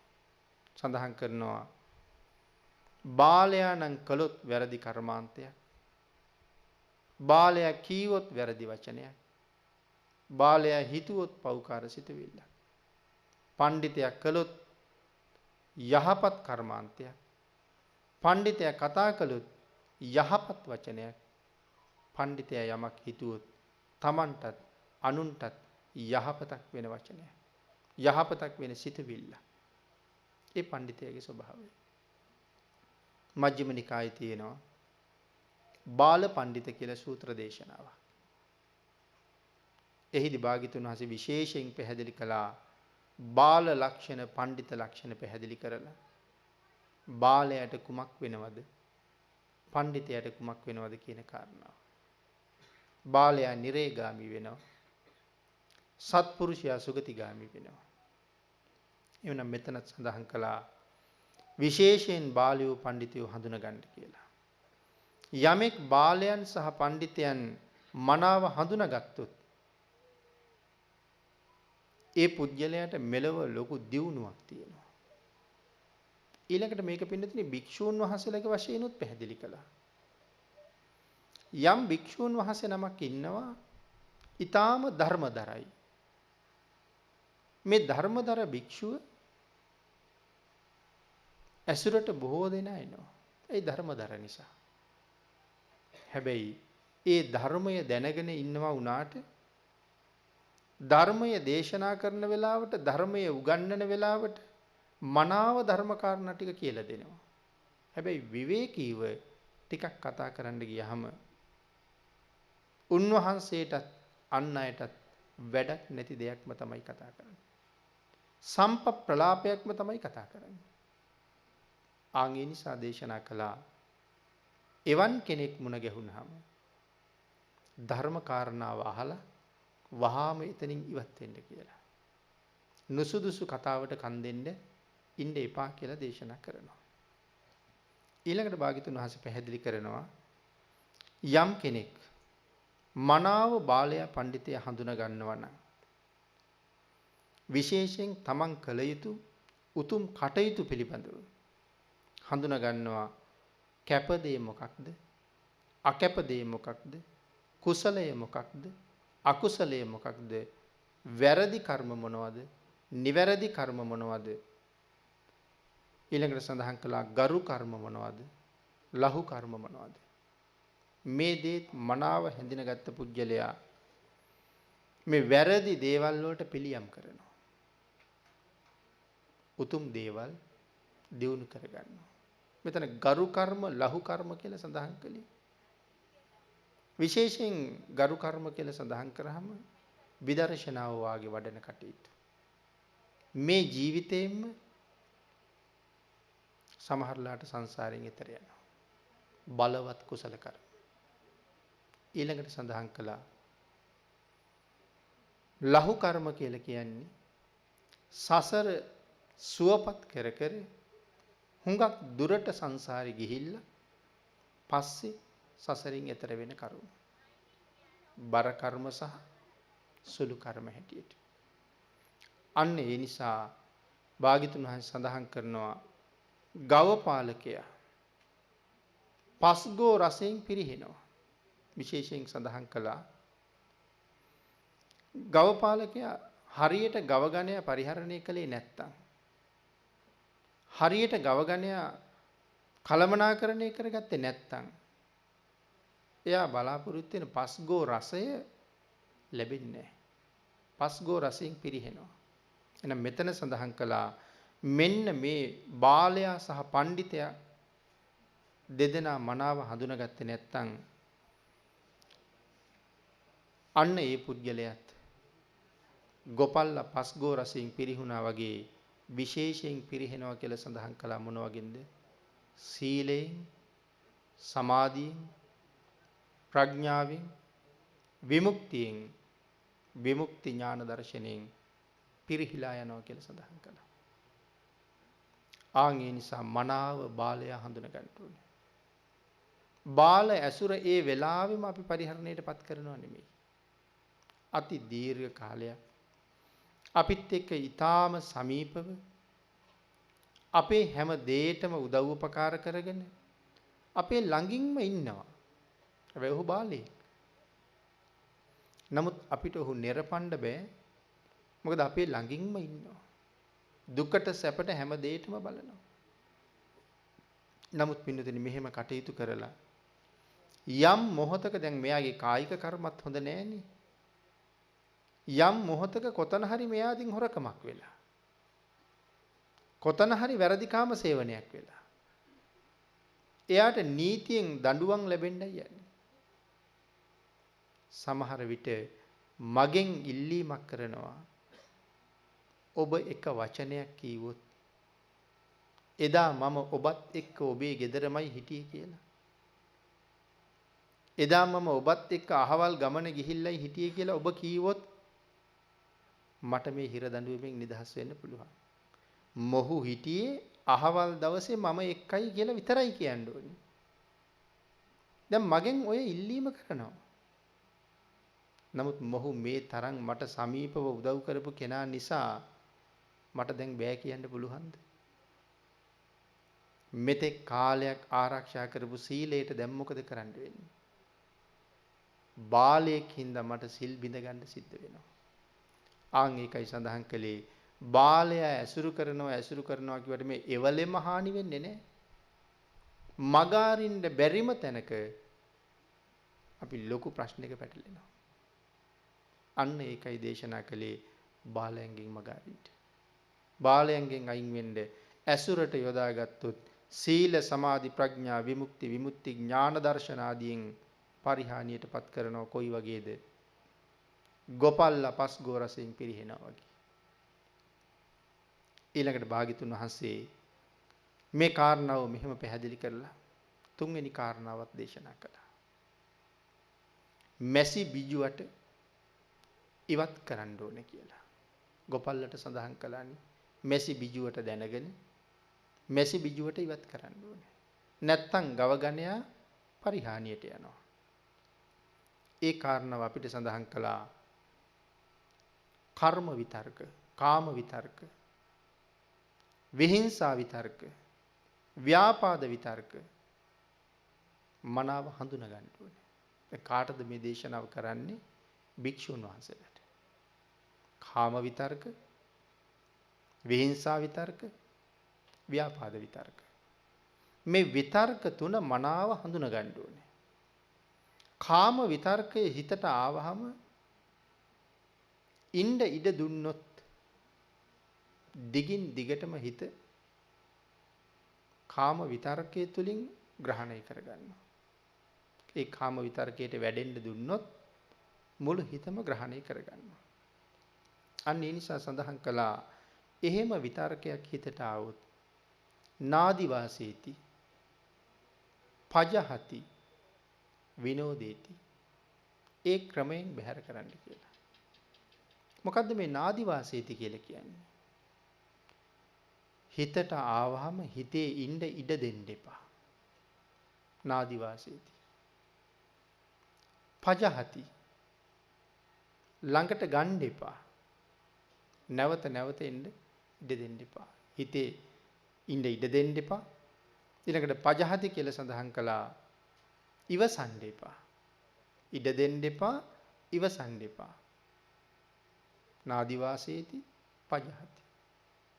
විනෝදේති. ඉවත් කරලා දාන්න. යටපත් කරලා දාන්න. ආයෙ මතුවෙන්න දෙන්න එපා. යම් කෙනෙක් මේ කාරණා තුන සම්පූර්ණ කළා නම් නීවරණයන්ට නීවරණ වලට හිතේ ඉඩ දෙන්නේ නැහැ, ඉවසන්නේ නැහැ, යටපත් කරනවා. ඊට පස්සේ තමයි ධානාංග ලබන්නේ. හැබැයි නීවරණ නැති කරලාද? නීවරණ නැති කරලා නැහැ, නීවරණ යටපත් කරලා. ධාන ලැබලා. බඹලොවත් උපදිනවා. නමුත් නීවරණ නැති කරලා නැති හින්දා බඹලොවින් චුත විලා නැවත සතර අපායටත් යනවා. දෙව්ලොවටත් වෙනවා, මනුලොවටත් වෙනවා, සතර අපායටත් වෙනවා. ඒ මොකද නැත්තටම නැති කරලා නෙමෙයිනේ, යටපත් කරලා. එහෙනම් කාම විතරකයට හිතට ආවහම ඉන්න ඉඩ දෙන්න එපා, ඉවසන්න එපා, ළඟ තියාගන්න එපා. ඊළඟට තව කාරණා දෙකක් භාග්‍යතුන් වහන්සේ මේකට පැහැදිලි කරනවා. නාදි වාසේති, පජහති, විනෝදේති, බ්‍යන්ති කරෝති, අනභවං ගමීති. මේ නීවරණයන් බ්‍යන්ති කරෝති අනභවං ගමීති කියන මට්ටම් දෙකෙනුත් නැත්තටම නැති කරපු කෙනා තමයි රහතන් වහන්සේ කියලා කියන්නේ. ඒක ටිකක් දීර්ඝව සාකච්ඡා කළ යුතු කරුණක්. නමුත් මෙතන භාග්‍යතුන් වහන්සේ දේශනා කරනවා හරකගේ තුවාලය මතට මැස්ස වහනවා. මැස්ස වහලා බිත්තර දානවා. මැස්ස බිත්තර දැම්මහම පණුව බවට පත් වෙනවා. ආන්ගේ පණුව ඊළඟට ගවයට බොහොම කරදර කරනවා. භාග්‍යතුන් වහන්සේ අපිටත් දේශනා කරනවා ආන්ගේ මැසි බිජුවට ගොපල්ලා ඉවත් කරන්න ඕනේ. ඒ මැසි බිජුවට තුවාලෙ උඩ තියෙන්න ඉඩ දෙන්නේ නැති වෙන්න ඕනේ. ඒ බිජුවට අරගෙන ගිහිල්ලා දුරින් දුරු කරලා එන්න ඕනේ. එතකොට ගවයට සුවයක් හදලා දෙන්න පුළුවන්. අපිටත් දේශනා කළා අන්න ඒ වගේම මෙන්න මේ එන කාම විතරකය අර මුලින් සඳහන් කළා වගේ නාදි වාසේති පජහති විනෝදේති බ්‍යන්ති කරෝති අනභවං ගමීති කියන ආකාර පහ යටතේ කාම විතරකේ දුරු කරලම දාන්න කියලා. ඊළඟට අපේ භාග්‍යතුන් වහන්සේ තවත් සඳහන් කළා පින්නතුනි මේ විතක්ක සංඨාන කියන සූත්‍ර දේශනාවේ. කොහොමද හිතට එන කාම විතරකේ යටපත් කරන්නේ? කොහොමද හිතට එන කාම විතරකේ දුරු කරන්නේ කියලා විතක්ක සන්තානි පැහැදිලි කළා. කාරණා පහ. අසුබ භාවනාව වඩන්න, පිළිකුල් භාවනාව වඩන්න. මේ දේවල් වලින් කාම විතරකේ හිතෙන් අයින් කරන්න පුළුවන්. මේ ආදි වශයෙන් කාරණා පහක් විතක්ක සන්තාන සූත්‍රයේ තියෙනවා. එහෙනම් කාම විතරකය දැකපු දෙයක් පිළිබඳව ඇතිවෙච්ච ඇල්මක් කොහොමද ඒක පිළිකුලෙන් විනාශ කරලා දාන්න කියලා දේශනා කළේ. මේ ශරීරයේ පිළිබඳව බුදුරජාණන් වහන්සේ කරුණු දක්වනකොට මේ කාම විතරක අපට ඇති වෙන්නේම මේ රූපය සම්බන්ධයෙන් විශේෂයෙන් කාමයේ උපදිනවා. ලස්සන රූප කියලා හිතෙනවා. නමුත් බුදුරජාණන් වහන්සේ පැහැදිලි කළා මේ ශරීරය කොයි වගේද? අසූචි පුරවපු කලගෙඩියක් වගේ කියලා. මාගන්දියටත් ওই කාරණාව දේශනා කළා. ඒ කරුණ පැහැදිලි කරාම මාගන්දියගේ අම්මයි තාත්තයි සෝවාන් වුණා. හැබැයි මාගන්දියා බුදුරජාණන් වහන්සේට එතන ඉඳලා වෛර කළා. අසීචි පුරවපු කලයක් කිව්වා කියලා. නමුත් හැබැවින්ම කයේ සැබෑ තතු තමයි භාග්‍යතුන් වහන්සේ දේශනා කළේ. මේ කාරණාව අපේ බුදුරජාණන් වහන්සේ බිම්බිසාර මහරජුරුවන්ගේ අග්‍ර මහේෂිකාව වෙච්ච කේමාවටත් පැහැදිලි කළා. මේ කයේ තියෙන නිස්සාරත්වය පිළිබඳව. උග්ගරන්තම් පග්ගරන්තම් කේමයිනි උඩිනුත් උතුරනවා. පහළටත් ගලනවා කියලා දේශනා කළා. ආන් ඒ නිසා දේශනා කළා මේකේ තරම් පිරිසිදු කයක් නෙමෙයි. ඇටකොටු 300ක්, නහරවැල් 900ක් මේ තුලින් මස් අලවලා නගා හිටවලා තියෙන ශරීරය. අභ්‍යන්තරයේ ඊටාම පිළිකුල් සහගතයි. හැබැයිම අපි කැමති නෑ. මැරුණ මිනිහෙක් කපන තැනක් බලාගෙන ඉන්න කැමතිත් නෑ. ඒ කපනකොට එළියට අස් කරලා දුන්න දේවල් ගෙදර ගෙනහිල්ලා ආයෙ ලෙහෙලා බලලා ඒක අස් කරන්න කැමැත්තක් අපේ ඇත්තෙත් නෑ. මහ ගැඹුරු වලකට දාලා වල්ලන්න තමයි කැමැත්ත. නමුත් ඒ ඔක්කොම මේ දරාගෙනම තමයි ඉන්නේ. ඒ නිසා භාග්‍යතුන් වහන්සේ දේශනා කළා මේ කුණප කොට්ටාස ඔක්කොම මේක ඇතුලේ පුරවලා අමු හැමකින් වහලා තියෙනවා කියලා. භාග්‍යතුන් වහන්සේගේ විස්තරය හරි දීර්ඝයි, හරි විචිත්‍රයි මේ කය ගැන. නමුත් අපි කෙටියෙන් සිහිපත් කළොත් මේ ශරීරයේ උස බඹයක් පමණයි. තමන්ගේ බඹයෙන් බඹයක් පමණයි. පින්නතුනි අපේ හිස ගාව ඉඳලා පාද දෙකේ මුලට එනකොට අඩි 3යි අඟල් ගාණක් විතර ඇති. පාද දෙකේ මුලට ගියේ උකුල ගාවට එනකොට. ප්‍රණීත කෑම වර්ගය ගැන හිතන්න. සමහර ආහාර උයනකොට හරි සුවඳයි. මේසෙට ගෙනල්ලා තියෙනකොටත් හරි සුවඳයි. එහෙම ප්‍රණීත සුවඳ ආහාර ගොඩක් තියලා මේසෙ උඩ. දැන් හැමෝම එකතු වෙලා කෑමට යන්නයි සූදානම්. කෙනෙක් දකිනවා. කෙනෙක් හොරෙන්ම ඇවිල්ලා අත දාලා අරුවකින් කාගෙන යනවා. වෙන අය දැක්කේ නැහැ, හැබැයි එක්කෙනයි දැක්කේ. ඔහුත් කෑමට බොහොම කැමැත්තෙන් හිටියේ. නමුත් දැන් අනික් සියලු දෙනාම ගිහිල්ලා බොහොම හොඳට බෙදාගෙන අනුභව කරනවා. අර පුද්ගලයා අත දාගෙන කාගෙන යනවා දැක්ක කෙනාටත් ඒ වගේම බෙදාගෙන අනුභව කරන්න ප්‍රිය තියෙනවද? ඔහුට ප්‍රිය බවක් නැහැ. නමුත් අර පුද්ගලයා හැන්දෙන් බෙදා ගන්නවා දැක්කන මට කිසිම අප්‍රිය බවකුත් නැහැ. ඒ කියන්නේ අත දාපු නිමේෂයට ඒ ආහාරය මට එපා වුණා. නමුත් ඒ පුද්ගලයා එළියේ ඉන්නකොට අපි ගිහිල්ලා අතිනුත් අල්ලා ගන්නවා. ඇඟෙනුත් අල්ලා ගන්නවා. ඔළුවත් අත ගන්නවා. මේ අත ඇඟිලි ටික අතේ තියාගෙන සෑහෙන වෙලා හිටියා. නමුත් ඒ ඇඟිලි ටිකම කෑම එකට දැම්මා කියලා දැනගත්තාම ඒ කෑම එක මට අප්‍රසන්නයි. ඒ කියන්නේ මේ කය පිළිබඳව තියෙන පිළිකුල. ඊළඟට භාග්‍යතුන් වහන්සේ පැහැදිලි කරපු මේ කරුණු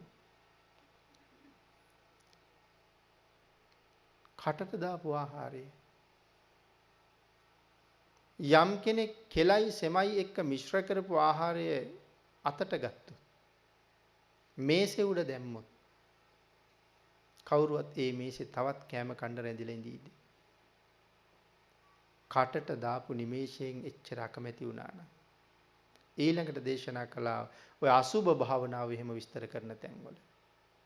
පින්නතුනි අපි හැමෝම දන්නවනේ බදාමනන හැටි.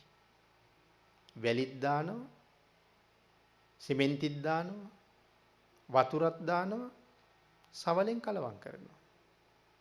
ඊට පස්සේ අවශ්‍ය තැනට යොදා ගන්නවා.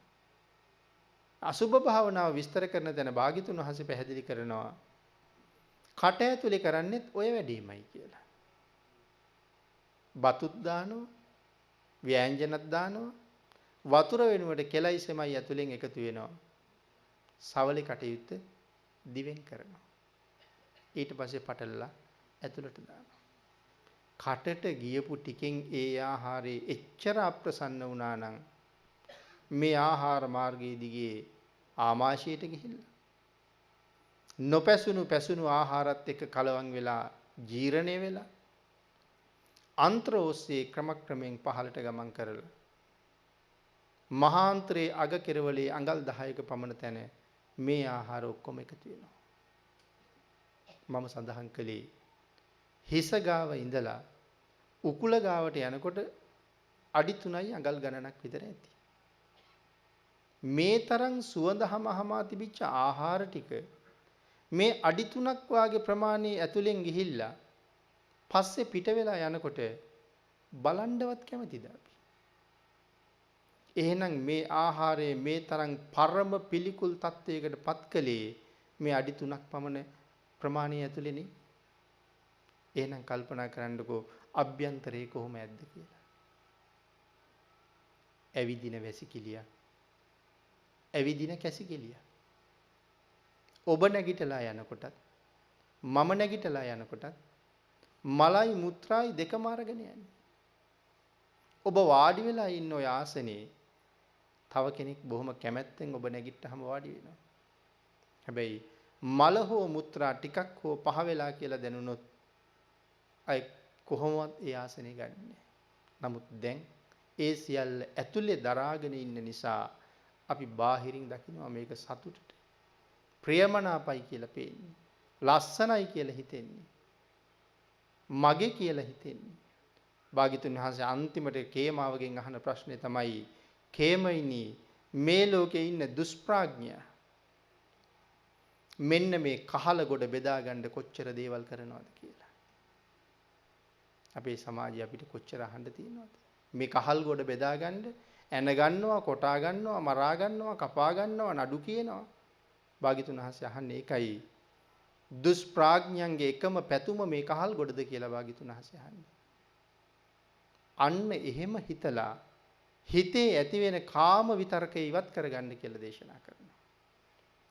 විහිංසා විතරක, ව්‍යාපාද විතරක මේ දේවල් ඉවත් කරගන්නත් ඒ විදිහටම කටයුතු කරනවා නම් යම් කෙනෙක් අන්න ඒ පුජ්‍යලයා නැත්නම් ඒ භික්ෂුන් වහන්සේ දියුණු වෙනවා. නමුත් මේ විදිහට හිතේ ඇති වෙන මේ විතර්ක දුරු කරගන්න මර්ධනය කරන්න සමත් නැත්නම් ඒ භික්ෂුත්වය ආලෝකයෙන් ආලෝකයට ගෙනියන්න සමත් නැහැ කියලා භාග්‍යතුන් වහන්සේ දේශනා කරනවා. හතරවෙනි කාරණේ වනය වහන්නේ නැහැ. ගොපල්ලා ගවයන්ගේ තියෙන තුවාලයට බෙහෙත් කරලා තුවාලේ වැහුවේ නැත්තම් ආපහු විස බීජ වගේ දේවල් ඒ උඩ පැතිරෙන්න පුළුවන්. ඒ නිසා තුවාලෙට බෙහෙත් දාලා තුවාලේ වහන්න ඕනේ. භාග්‍යතුන් වහන්සේ දේශනා කරනවා මොනවද මේ වන? ඇස, කන, නාසය, දිව, ශරීරය, මනස. මේ තමයි වන ටික. මේ වනය වහන්න කියලා දේශනා කළා. මේකෙන් තමයි ඔක්කොම අකුසල් ගලන්නේ ඇතුළට. ඊළඟට බුදුරජාණන් වහන්සේ පැහැදිලි කරනවා මේ පියවියය වහලා සිහිය නැමැති ඇහෙන් ලෝකෙ දිහා බලන්න කියලා. ඒ කියන්නේ ඇහැ පියාගෙන ඉන්න කියලාද මේ සඳහන් කරන්නේ? ඇහැ පියාගන්න කියලා නෙමෙයි. දකින අරමුණ සිහියෙන් බලන්න කියලා. ඒකයි කිව්වේ ඇහැ වහලා සිහියෙන් බලන්න කියලා. අපි ගේ හදනකොට බිත්ති ටික බැඳලා තැන් තැන් වල ජනෙල් තියලා තියෙනවා. ඇතුලේ ඉඳලා අවශ්‍ය නම් එළිය බලන්න ජනේලෙන් පුළුවන්. සමහර දොරවල් වල කාච හයි කරලා තියෙනවා. ඇතුලේ ඉඳලා කාචෙන් බලනවා කවුද එළියේ ඉන්නේ කියලා. ඇතුළට ගත යුතු කෙනෙක් නම් දොර ඇරලා ඇතුළට ගන්නවා. සුදුසු නැති කෙනෙක් නම් එහෙමම දොර අරින්න නැතුව ඉන්නවා. එහෙනම් මේ ඇහෙන් දකින දේවල් වලට අන්න ඒ කාරණාව උපමා කරගන්න කියලා දේශනා කළා. දකින්න දේ Tamanට ගන්න ඕනේ නම් සතුටු විය යුතු දෙයක් නම් සිහියෙන් බලලා අවශ්‍ය කාරණාව සම්පූර්ණ කරන්න. නමුත් ඇහෙන් බලලා කාමසිතුවිලි උපදවලා හිත ඇතුළට කාමසිතුවිලි අරගෙන පිරිහෙන්න භාග්‍යතුන් වහන්සේ උපදෙස් දෙන්නේ. එහෙනම් කනත් එහෙමයි, දිවත් එහෙමයි. ජීවත් වෙන්න ඕන නිසා ආහාර අනුභව කරනවා. නමුත් මේ ආහාරය පිළිබඳව තණ්හාවක් නෑ. රතවිනීත සූත්‍රවල භාග්‍යතුන් වහන්සේ භික්ෂූන් වහන්සේලාට මේ ගැන කරුණු විශේෂයෙන් දේශනා කළා. භාග්‍යතුන් වහන්සේ පැහැදිලි කරනවා යතා ලාභ සන්තෝෂය. මේ දායකයට පූජා කරන්න හොඳට හිතේ තියෙනවා. ඒ වුණාට දායකයා දුප්පත්. දුප්පත් දායකයෙක් කියනවා ඔක්කොම පිළිගන්න කියලා. නමුත් භාග්‍යතුන් වහන්සේ දේශනා කරන ඔක්කොම පිළිගන්න එපා කියලා. ඔහුගේ ස්වභාවය බලලා දාන වස්තුවත් බලලා පිළිගන්න. තව කෙනෙක් ඉන්නවා. දාන වස්තුවත් බොහොම තියෙනවා. දෙන අදහසක් තියෙනවා. නමුත් ඔක්කොම දෙන්න කැමැත්තක් නෑ. හුඟක් තියෙනවා වුණාට හුඟක් ගන්න එපා කියලා දේශනා කළා. තව කෙනෙක් ඉන්නවා හරි ශ්‍රද්ධාවන්තයි. දිය යුතු දේ බොහොම තියෙනවා දෙන්නත් කැමතියි. ආන් එතකොට දායකයා දිහත් බලලා දාන වස්තුව දිහත් බලලා තමන්ගේ ශක්තිය ගැනත් හිතලා මේ ප්‍රමාණය මට ඇති කියලා ඒ ප්‍රමාණය විතරක් පිළිගන්න කියලා දේශනා කළා. එහෙනම් භාග්‍යතුන් වහන්සේ පැහැදිලි කළේ වනය ඇරලා තියෙනවා කියන්නේ විෂ බීජ ආසාදනය වෙනවා කියන එකයි. තුවාලේ වහන්න නැතුව ඇරලා තියෙනවා කියන්නේ විෂ බීජ ආසාදනය වෙනවා.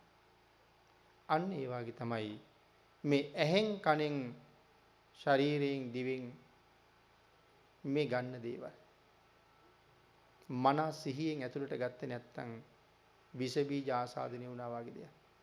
ඉතින් සිහිය නැමැති ඇහෙන් ඒ දේවල් බලන්න කියලා දේශනා කළා. එහෙමනම් පින්නතුනි භාග්‍යතුන් වහන්සේ විශේෂයෙන් සඳහන් කළා මෙන්න මේක හරියට තවත් පැහැදිලි කළොත් භාග්‍යතුන් වහන්සේ දේශනා කරපු හැටි සම්පජඤ්ඤ හතරත් එතෙන්ට විස්තර කරන්න ඕනේ. මොනවද මේ සම්පජඤ්ඤ හතර කියලා කියන්නේ? සාත්තක සම්පජඤ්ඤය. මොකද්ද මේ සාත්තක සම්පජඤ්ඤ කියලා කියන්නේ? යම් කෙනෙක් බණක් අහනවා, එහෙම නැත්නම් බණ පොතක් කියවනවා, භාවනාවක් වඩනවා ආදී වශයෙන් නිවනට යොමු වුණ කාරණාවක් කර කර ඉන්න අවස්ථාවේ වෙනත් ශබ්දයක් ඇහෙනවා. නිවනට යොමු වුණ කාරණාවකයි ඉන්නේ වෙනත් ශබ්දයක් ඇහෙනවා. දැන් ශබ්දය ඇහුණ ගමන් හැරිලා බලන්න හිතෙනවා. මනාව සංවර වෙච්ච පුජ්‍යලයා ඇහුණ ගමන්ම බලන්නේ නැහැ. ඇහුනේ මොකක්ද කියලා හිතනවා. දැන් ඒතර මොකේකද ඉන්නේ? එක්ක බණක් අහනවා, නැත්තම් බණ පොතක් කියවනවා, නැත්තම් භාවනාවක යෙදලා ඉන්නවා, නැත්තම් බුදු ගුණයක් සජ්ජායනා කරනවා. එතකොටම සද්දයක් ඇහෙනවා. අපි කියමු වාහනයක් හයියෙන් බ්‍රේක් කරන සද්දයක් ඇහුණා කියලා. එතකොට මට බලන්නත් හිතෙනවා. නමුත් ඒක දිහා බලහම මට ලාභයක් වෙනවද පාඩුවක් වෙනවද? ඉස්සරලා ඒක තීරණය කරන්න ඕනේ. ඒ හඬ දිහා බලහම මට ලාභද මට පාඩුද? මොකද්ද මට තියෙන ලාභේ? මොකද්ද මට තියෙන පාඩුව? ඒ හඬත් එක්ක මට දකින්න වෙන්නේ කෙලෙස් ඇති වෙන කෙලෙස් උපදින දෙයක් නම් ඒක මට ලොකු පාඩුවක්. නමුත් මට ලාභයක් වෙන කෙලෙස් දුරු වෙන යම් දෙයක් තිබුණා නම් ඒක මට ලාභයක්. නැත්තම් පාඩුවක්. ඒ හින්දා බලනවද නැද්ද කියලා Taman ඉස්සරලා තීරණය කරන්න ඕනේ. පාඩුවක් නම් බලන්න නැතුව ඉන්න ඕනේ. ඊළඟට බුදුරජාණන් වහන්සේ මේ කාරණාව තවත් පැහැදිලි කරනවා. දැන් සාත්තක සම්පජඤ්ඤය ඊළඟට සඳහන් කළා ඒ පැත්ත හැරිලා බලනකොට නැවත හිතන්න ඕනේ මේ බැලීම හොඳයිද කියලා. සාත්තකයිද කියලා. අර්ථ සහිතයිද මට දියුණුවට හේතු වෙනවද කියලා. ඊළඟට සඳහන් කරනවා කරමින් ඉන්නේ යම් කුසල සහිත දෙයක්. තමන් ආයත් කර කර ඉන්නේ කුසල් වැඩෙන දෙයක්මයි. නමුත් ඇහෙන හඬත් එක්ක ඒ කුසලයට බාධාවක් වෙනවද? මනාව ධර්මයට හිත යොමු කරගෙනයි ඉන්නේ. එහෙම නැත්නම් මනා දේශනාවක් කරමිනුයි ඉන්නේ.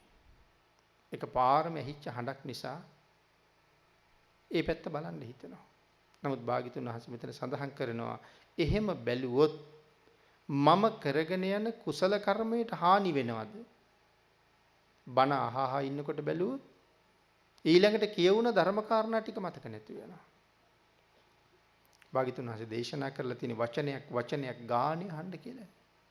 සෝතන්දත් සූත්‍රය පැහැදිලි කළේ එහෙමයි. සමහර විට අර මොහොතක් අහක බලපු ටිකට මැගෑරුණා නම් වචනයක් දෙකක්. පින්නතුනි මගහැරෙන්න ඇත්තේ මගේ නිවනට හේතු වෙන වචනේ. තමයි මගහැරෙන්න ඇත්තේ. මේ 84000ක් ධර්මස්කන්ධේ ඔබ නිවන් දකින්න කාරණාවක් තියෙනවා. මම නිවන් දකින්න කාරණාවක් තියෙනවා. නමුත් අපි දන්නේ නැහැ. ආන් ඒකින්ද බණක් අහනකොට භාග්‍යතුන් වහන්සේ දේශනා කළේ හරියටම අහන්න ඕන කියලා. සුතා දතා වචසා ಪರಿචිතා වචනයක් ගානේ අහන්න ඕනේ. මනසානුපෙක්කිතා අහපු දේ තමන්ගේ මනසින් අර්ථ විග්‍රහ කරන්න ඕනේ. දිට්ඨියා සුප්පටි විද්දා අන්න එහෙම මනාව අහපුවහම තමයි වැටහෙන්න පටන් ගන්න මේ දේශනාවේ තිබුණ චතුරාර්ය සත්‍ය තියෙන්නේ මෙතනයි. පටිච්ච සමුප්පාදේ කියුනේ මෙතනයි. ආර්ය ශ්‍රාංගික මාර්ගය කියුනේ මෙතනයි කියලා දේශනාව තුළ මේක නාම රූප වෙන් වෙනවා වගේ වෙන් වෙන්න පටන් ගන්නවා. හැබැයි ඒක වෙන්න හරියටම ආකාර පහක් යටතේ බණ අහන්න කියලා භාග්‍යතුන් වහන්සේ දේශනා කළා. එහෙනම් අපි කර ඉන්නේ එවන් වැඩක් නම් හදිසියේ හඬක් ඇහිලා ඒ පැත්ත බැලුවොත් මගේ කුසලයට හානියක් වෙනවද කියන කාරණාව පිළිබඳව හිතලා තමයි බලන්න ඕනේ. ඇත්තටම කුසලයට හානි වෙනව නම් නොබල ඉන්න එක තමයි කරන්න ඕනේ කියලා සඳහන් කළා. ඊළඟට බුදුරජාණන් වහන්සේ පැහැදිලි කරනවා මේ පන්සලට යන එක පිළිබඳව උපමාවක්. පන්සලට යන්න හිතෙනවා. මේ කියන්නේ භාවනානුයෝගීෙකුට. පන්සලට යන එක නරකද? පන්සලට යන එක හොඳයි. හැබැයි මේ වෙලාවේ පන්සලට යනවද කියලා හිතන්න ඕනේ. අද පොය බොහෝ මිනිස්සු ඉන්නවා. නොඑක් අය ගැවසෙනවා. එතෙන්ට ගියොත් මගේ කර්මස්ථානයට හානියක් වෙයිද? පන්සලට යන එක හොඳයි. නමුත් ජනකාය වැඩි හින්දා අද පන්සල් යන්නේ නැහැ. තව මොහොතක හිතෙනවා පන්සලට යන්න ඕනේ. හැබැයි කල්පනා කරනවා අද පොය දවසක් නෙමෙයි. අද මිනිස්සු අඩුයි. අද පන්සල් යන එක හොඳයි.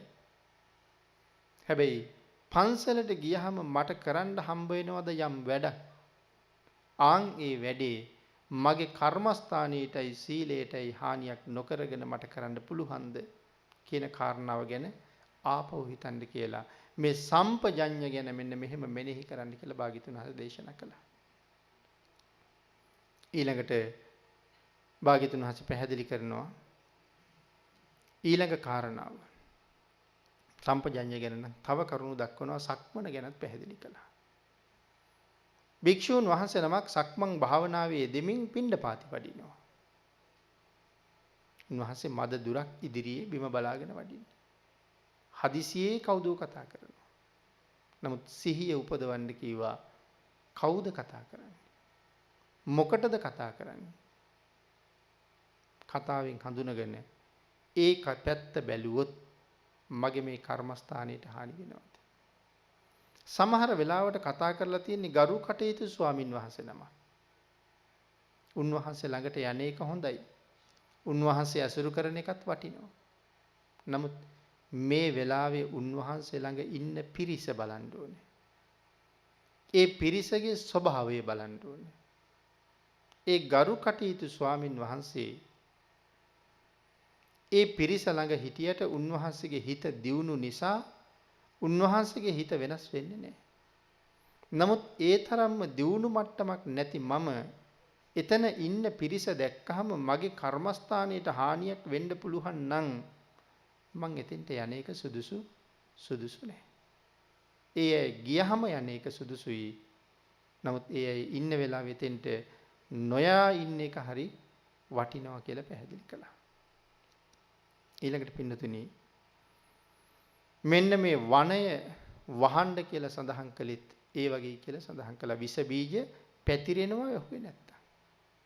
අන් ඒ වගේ අපේ ඇහත් වහලා කනත් වහලා සිහිය නැමැති කවුළුවෙන් අරමුණු දිහා බලන්න දේශනා කළා. දුම් ඇල්ලීම. ගවයන්ට දුම් අල්ලන්න ඕනේ. මොකද උන් වතුරේ ගිහිල්ලා කැලේ ගිහිල්ලා කෘමිසත්තු බහුල කාලයට මදුරුවෝ කෘමිසත්තු ගවයන්ට හානි කරනවා. ඒ හින්දා ගව ගණයා ගාල් කරලා දක්ෂ ගොපල්ලා දුම් අල්ලනවා. එතකොට භික්ෂුවගේ දුම් ඇල්ලීම කියලා මොකද්ද භාග්‍යතුන් වහන්සේ සඳහන් කළේ? මෙතන සඳහන් කළේ ගොපල්ලා විස බීජ සහ කෘමිසත්තු පන්නන්න දුම් ඇල්ලුවා වගේ ධර්ම දේශනා දූමය භික්ෂුන් වහන්සේ අල්ලන්න කියලා. තමන්ගේ විස බීජ නැති කරගන්න. ධර්ම දේශනා දූමයම තමයි වටින්නේ කියලා. එහෙම සඳහන් කළේ ධර්ම දේශනාවක් එක්ක තමන් කරනවා. නැත්තම් ධර්ම දේශනාවක් තමන් අහනවා. එහෙමත් නැත්තම් භාග්‍යතුන් වහන්සේ දේශනා කරනවා දන්න ධර්ම කාරණාවක් සජ්ජායනා කරනවා. එහෙමත් නැත්තම් ළඟ ඉන්න කෙනෙක් එක්ක ධර්ම කාරණාවක් සාකච්ඡා කරනවා. ඔය අවස්ථා කීපේ නිතරම ජීවිතයට යොදාගත්තාම බාහිරින් එන්න තියෙන විස බීජ ඇතුල් වෙන එක නතර වෙනවා. එක්ක බණ අහනවා නැත්තම් බණ කියනවා. නැත්තම් බුදු ගුණයක් සජ්ජායනා කරනවා. නැත්තම් පිරිත් සූත්‍රයක් සජ්ජායනා කරනවා. නැත්තම් දෙන්නෙක් එකතු වෙච්චාම කරන්න තියෙන හොඳම වැඩේ තමයි ධර්ම කාරණාවක් සාකච්ඡා කරන එක. එහෙම දේවල් මුකුත් නැත්තම් නිහඬ වෙන එක. උතුම් නිහඬ බව ඊළඟට වටිනවා. එහෙම නොකරනවා නම් බොහෝ මිනිසුන් මේ භික්ෂුව බහුශ්‍රතයි, මේ භික්ෂුව බොහොම ගුණවත්, මේ භික්ෂුව බොහොම සිල්වත් කියලා දන්නේ නැති හින්දා සිව්පසයෙන් පූජා කරන්නේ නැහැ කියලා කියනවා. සිව්පසයෙන් පූජා ලැබෙන්නේ නැති වුණොත් තමන්ගේ භාවනා කාර්ය දියුණු කරගන්න අපහසුයි. එින්ද ආහාරය අවශ්‍යමයි. ධම්මදායාද සූත්‍රයෙන් භාග්‍යතුන් වහන්සේ ආහාරය පිළිබඳව ශික්ෂාපදය පනවන්නේ නැත්තේ ආහාරය අවශ්‍යම නිසායි කියලා සඳහන් කළා. ඒ හින්දා මේ කාරණා හරි වටිනවා. එක්කෝ බණ කියනවා, නැත්තම් බණ අහනවා, නැත්තම් ධර්ම සජ්ජායනා කරනවා, නැත්තම් ධර්ම කාරණා සාකච්ඡා කරනවා. එතකොට දායක කාරකාදීන් පැහැදිලා සිව්පසයෙන් උපස්ථාන කරනවා. හැබැයි සිව්පසයට ගිජු වෙන්න නෙමෙයි දේශනා කළේ. ධම්මදායාද සූත්‍රයේ ඒකමයි භාග්‍යතුන් වහන්සේ පැහැදිලි කළේ. අත්තිමේ තුම්හේ අනුකම්පා. මහණෙනි මට උඹලා ගැන තියෙන අනුකම්පාව කියන කාරණාවෙන් භාග්‍යතුන් වහන්සේ පැහැදිලි කරනවා මේ සිව්පසයට භාග්‍යතුන් වහන්සේ නිසා ලැබෙන සිව්පසයට දායාද වෙන්න ලෝභ වෙන්න එපා කියලා. ඒ සිව්පසේ අවශ්‍ය මොකටද? බ්‍රහ්මචර්යාව සම්පූර්ණ කරන්න කය පවත්වා ගැනීම සඳහායි. හයවෙනි කාරණාව තීර්ථය දන්නේ නැහැ. අර ගොපල්ලා තීර්ථය දන්නේ නැත්නම් ඒත් ගවයන්ට හානි වෙනවා. එහෙනම් භික්ෂුවක් තමන්ගේ තීර්ථය දැනගන්න ඕනේ. මොකද්ද මෙතන භික්ෂුවගේ තීර්ථය කියලා සඳහන් කළේ? බුදුරජාණන් වහන්සේ පැහැදිලි කරනවා යම් ආකාරයක මේ තොටුපළ දන්නේ නැහැ කියලා සඳහන් කළේ බහුශ්‍රුත භික්ෂූන් වහන්සේ හඳුනගන්නේ මනාව ධර්මයේ දන්න බහුශ්‍රුත භික්ෂුව කවුද කියලා හඳුනන්නේ නැහැ. අන්න ඒ හඳුනන්නේ නැති නිසා මේ සූත්‍රයේ මේ සඳහන් කරපු වචනේ මොකක්ද? මේ ධර්ම කාරණාව මොකක්ද? ඒකේ තේරුම මොකක්ද? මේක ගිහිල්ලා අහන්න ඕනේ කාගෙන්ද කියන කාරණාව දන්නේ නැහැ. සඳහන් කළා නොදන්න හින්දා අභිධර්ම දරේක් ගාවට ගිහිල්ලා විනය ගැන අහනවා. විනය ධර්මයේ දරේක් ගාවට ගිහිල්ලා සූත්‍ර ගැන අහනවා. සූත්‍ර පිළිබඳව දන්න කෙනෙක් ළඟට ගිහිල්ලා විනය අහනවා. ඒක සුදුසු නෑ කියලා දේශනා කරන්නේ. විනය ගැන අහන්න ඕනේ විනයදරයෙක්ගෙන්මයි. අභිධර්මයේ ගැන අහන්න ඕනේ අභිධර්මදරයෙක්ගෙන්මයි. සූත්‍ර ගැන අහන්න ඕනේ සූත්‍රදරයෙක්ගෙන්මයි. ඒ කියන්නේ අභිධර්මයේ දන්න භික්ෂූන් වහන්සේලා විනය දන්නේ නෑ කියන එකද? විනය දන්නවා. නමුත් උන්වහන්සේ වැඩියෙන් ප්‍රගුණ කරන්නේ තමන්ගේ භික්ෂුත්වය ආරක්ෂා කරගන්න අවශ්‍ය විනයක්. අනික් විනය කාරණාත් හොඳට දන්නවා. නමුත් අභිධර්මයේ උන්වහන්සේ ඊට වඩා දන්නවා. අභිධර්මයට වඩා විනය දන්න භික්ෂුන් වහන්සේලා ඉන්නවා. එහෙනම් විනය ගැන අහන්න ඕනේ අන්න එවන් කෙනෙක්ගෙන්. එතකොට තමයි Tamanට හරියට නිවැරදි කාරණාව පැහැදිලි කරලා දෙන්නේ. එතකොට තමන්ගේ තීර්ථය පිළිබඳව හොඳට දන්නවා බැසිය යුත්තේ කොතනින්ද කියලා. නපීතං ජානාති බීපු දේවල් පිළිබඳව කරුණු සඳහන් කළා. මෙතන බුදුරජාණන් වහන්සේ විස්තර කරනවා ධර්මය අහලා ප්‍රීතියක් ලබලම නැහැ. දැන් අර ගවයෝ හොඳට වතුර බීලාද කියලා ගොපල්ලා දන්නේ නැත්තම් බීපු නැති ගවයන්ට පස්සේ කරදර වෙනවා.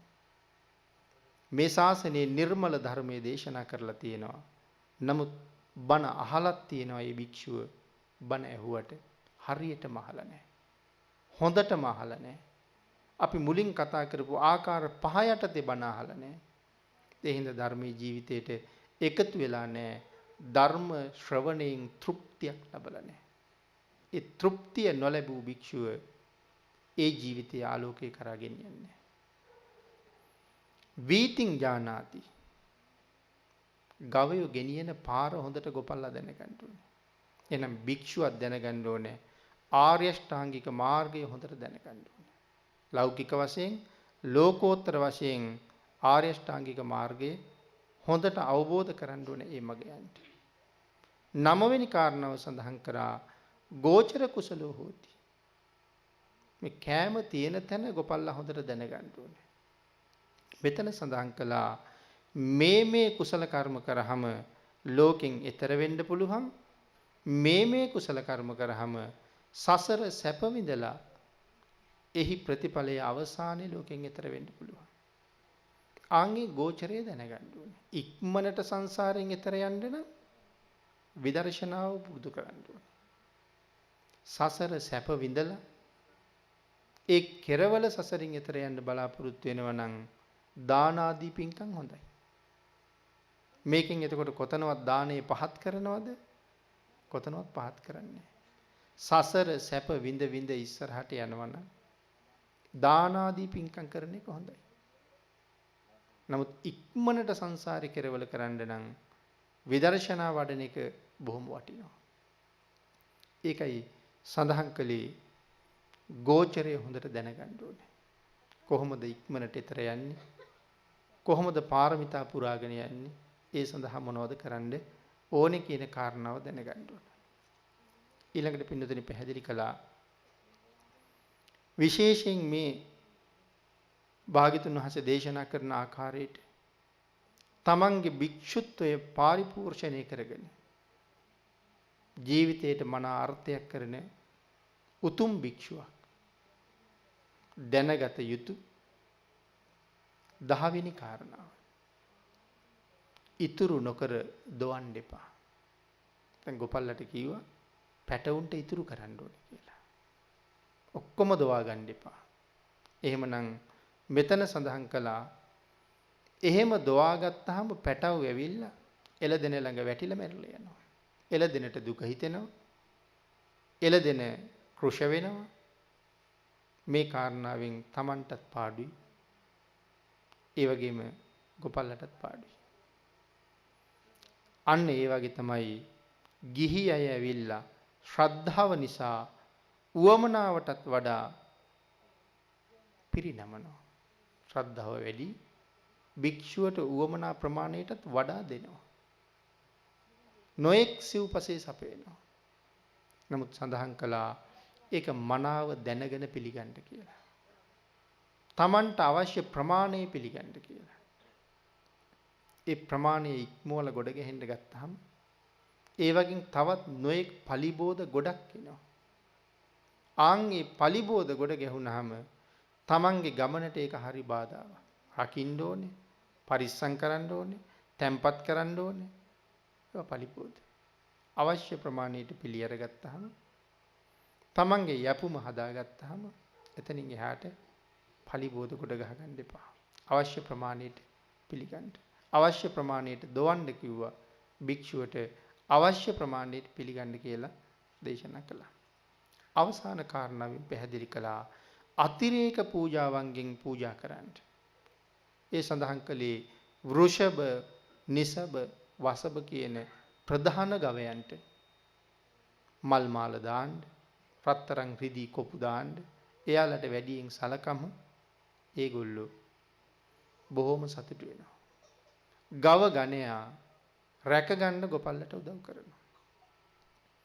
එනම් භික්ෂුවට සඳහන් කළා තමන්ට ගුරු හරුකම් දුන්නේ තමන්ට වැඩිමහලු ආචාර්ය උපාධ්‍යයන් වහන්සේලා ගාවට විවේක තියෙන වෙලාවට යන්න.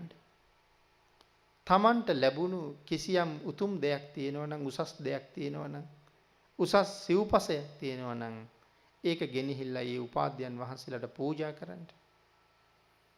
උන්වහන්සේලා තමන් පිළිබඳව හැම වෙලාවෙම සතුටින් තියන්න.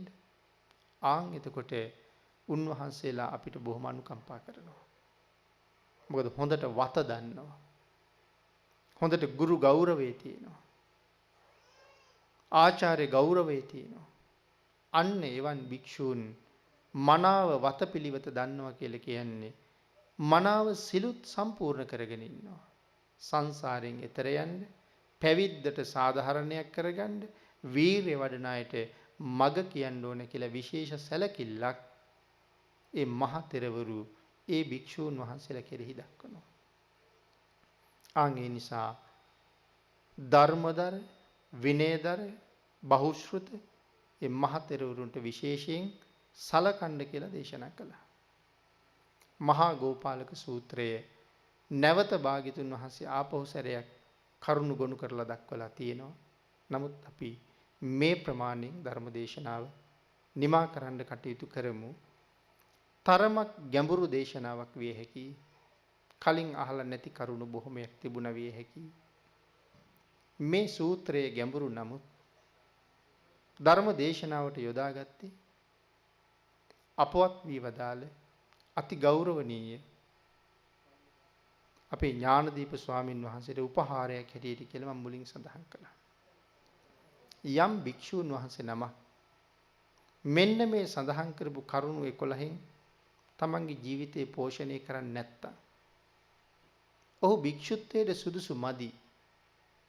ඔහු භික්ෂුත්වය ආරක්ෂා කරගන්න දන්නේ නැහැ. ඒ භික්ෂුත්වය නිකාම පරිහානියට පත් වෙලා යනවා. ඉන් පස්සේ ඉන්නේ භික්ෂුවක් වගේ කෙනෙක්. ශ්‍රමණ ලිංගය විතරක් තියෙනවා.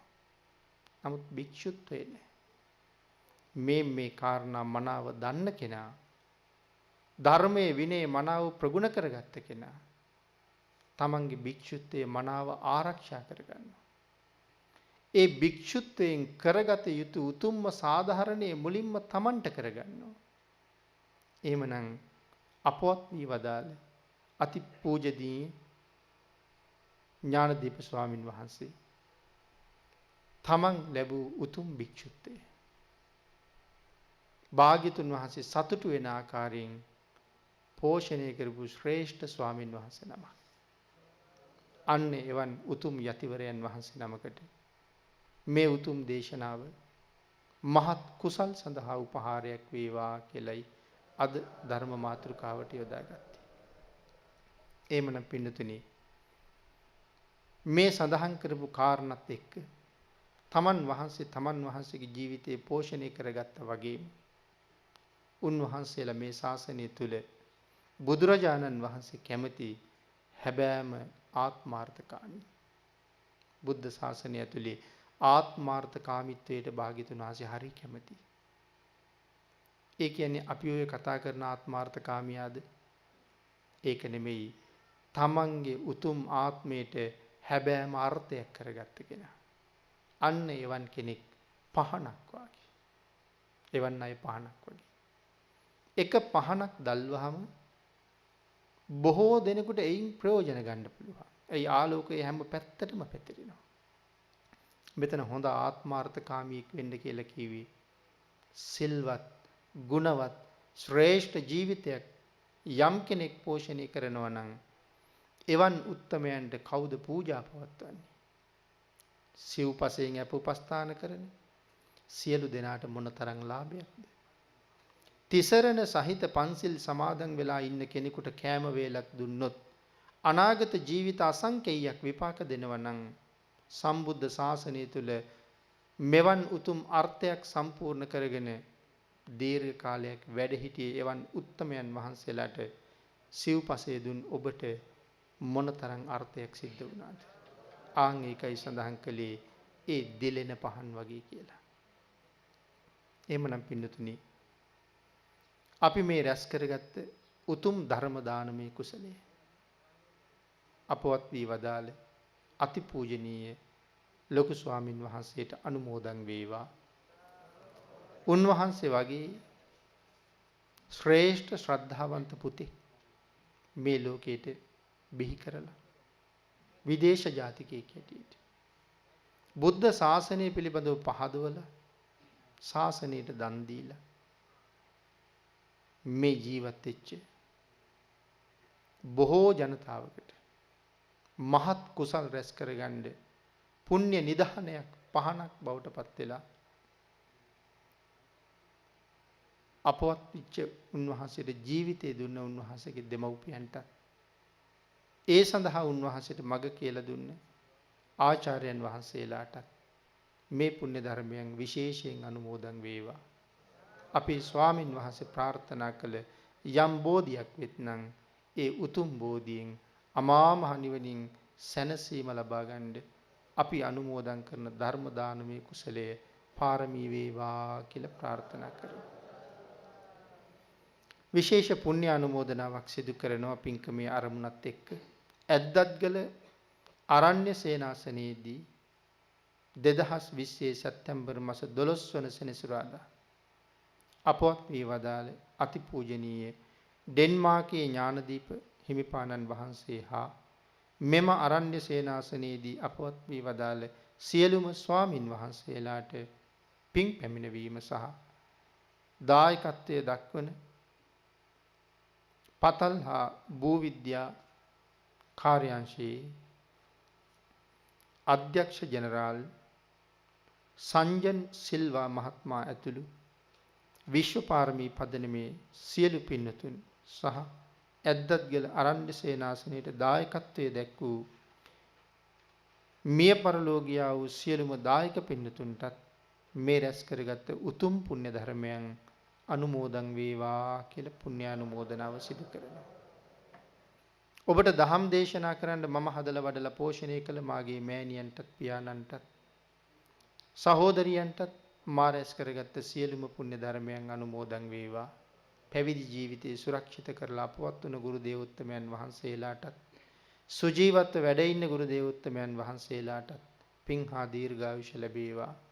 නිවැරදි තථාගත ධර්මයේ ලෝකයට දායාද කරන්න නිරන්තරයෙන් ධර්ම කාරණාවන්ගෙන් පෝෂණය කරන මාගේ ධර්මාචාර්යයන් වහන්සේට මේ රැස් කරගන්න සියලුම පුණ්‍ය ධර්මයන් ආශිර්වාදයක් පාරමිතාවක් වේවා. නිදුක් බව නිරෝගී බව චිරජීවනයේ සැලසේවා. ප්‍රාර්ථනා කරන උතුම් බෝධිය සැප සහිතව මුදුන්පත් කරගන්න මේ පුණ්‍ය ආශිර්වාදයන් හේතු වාසනා වේවා. ධර්ම මාර්ගයේදී මුණ ගැහිච්ච සියලුම සත්පුරුෂයන්ටත් සිව්පසයෙන් අපෝපස්ථාන කරන දායක කාරකාදීන්ටත් සේනාසනයේ පුරාම වැඩ ඉන්න සියලුම මහා සංඝරත්නයටත් සේනාසනයේ ප්‍රධාන අනුශාසක අපේ ලොකු ස්වාමින් වහන්සේටත් සම්මා සම්බුද්ධ ශාසනය දීප්තිමත් බවට පත් කරලා අපවත් වී වදාළ ඩෙන්මාර්කේ ඥානදීප ලොකු ස්වාමින් වහන්සේටත් මම රැස් කරගත්ත උතුම් ධර්ම දානමේ කුසලයේ අඩු නැතුව අනුමෝදන් වේවා. කෝටි ලක්ෂයක් සක්වලේ සියලුම ආර්යයන් වහන්සේලාට සත්පුරුෂයන් වහන්සේලාට පින් අනුමෝදන් වේවා.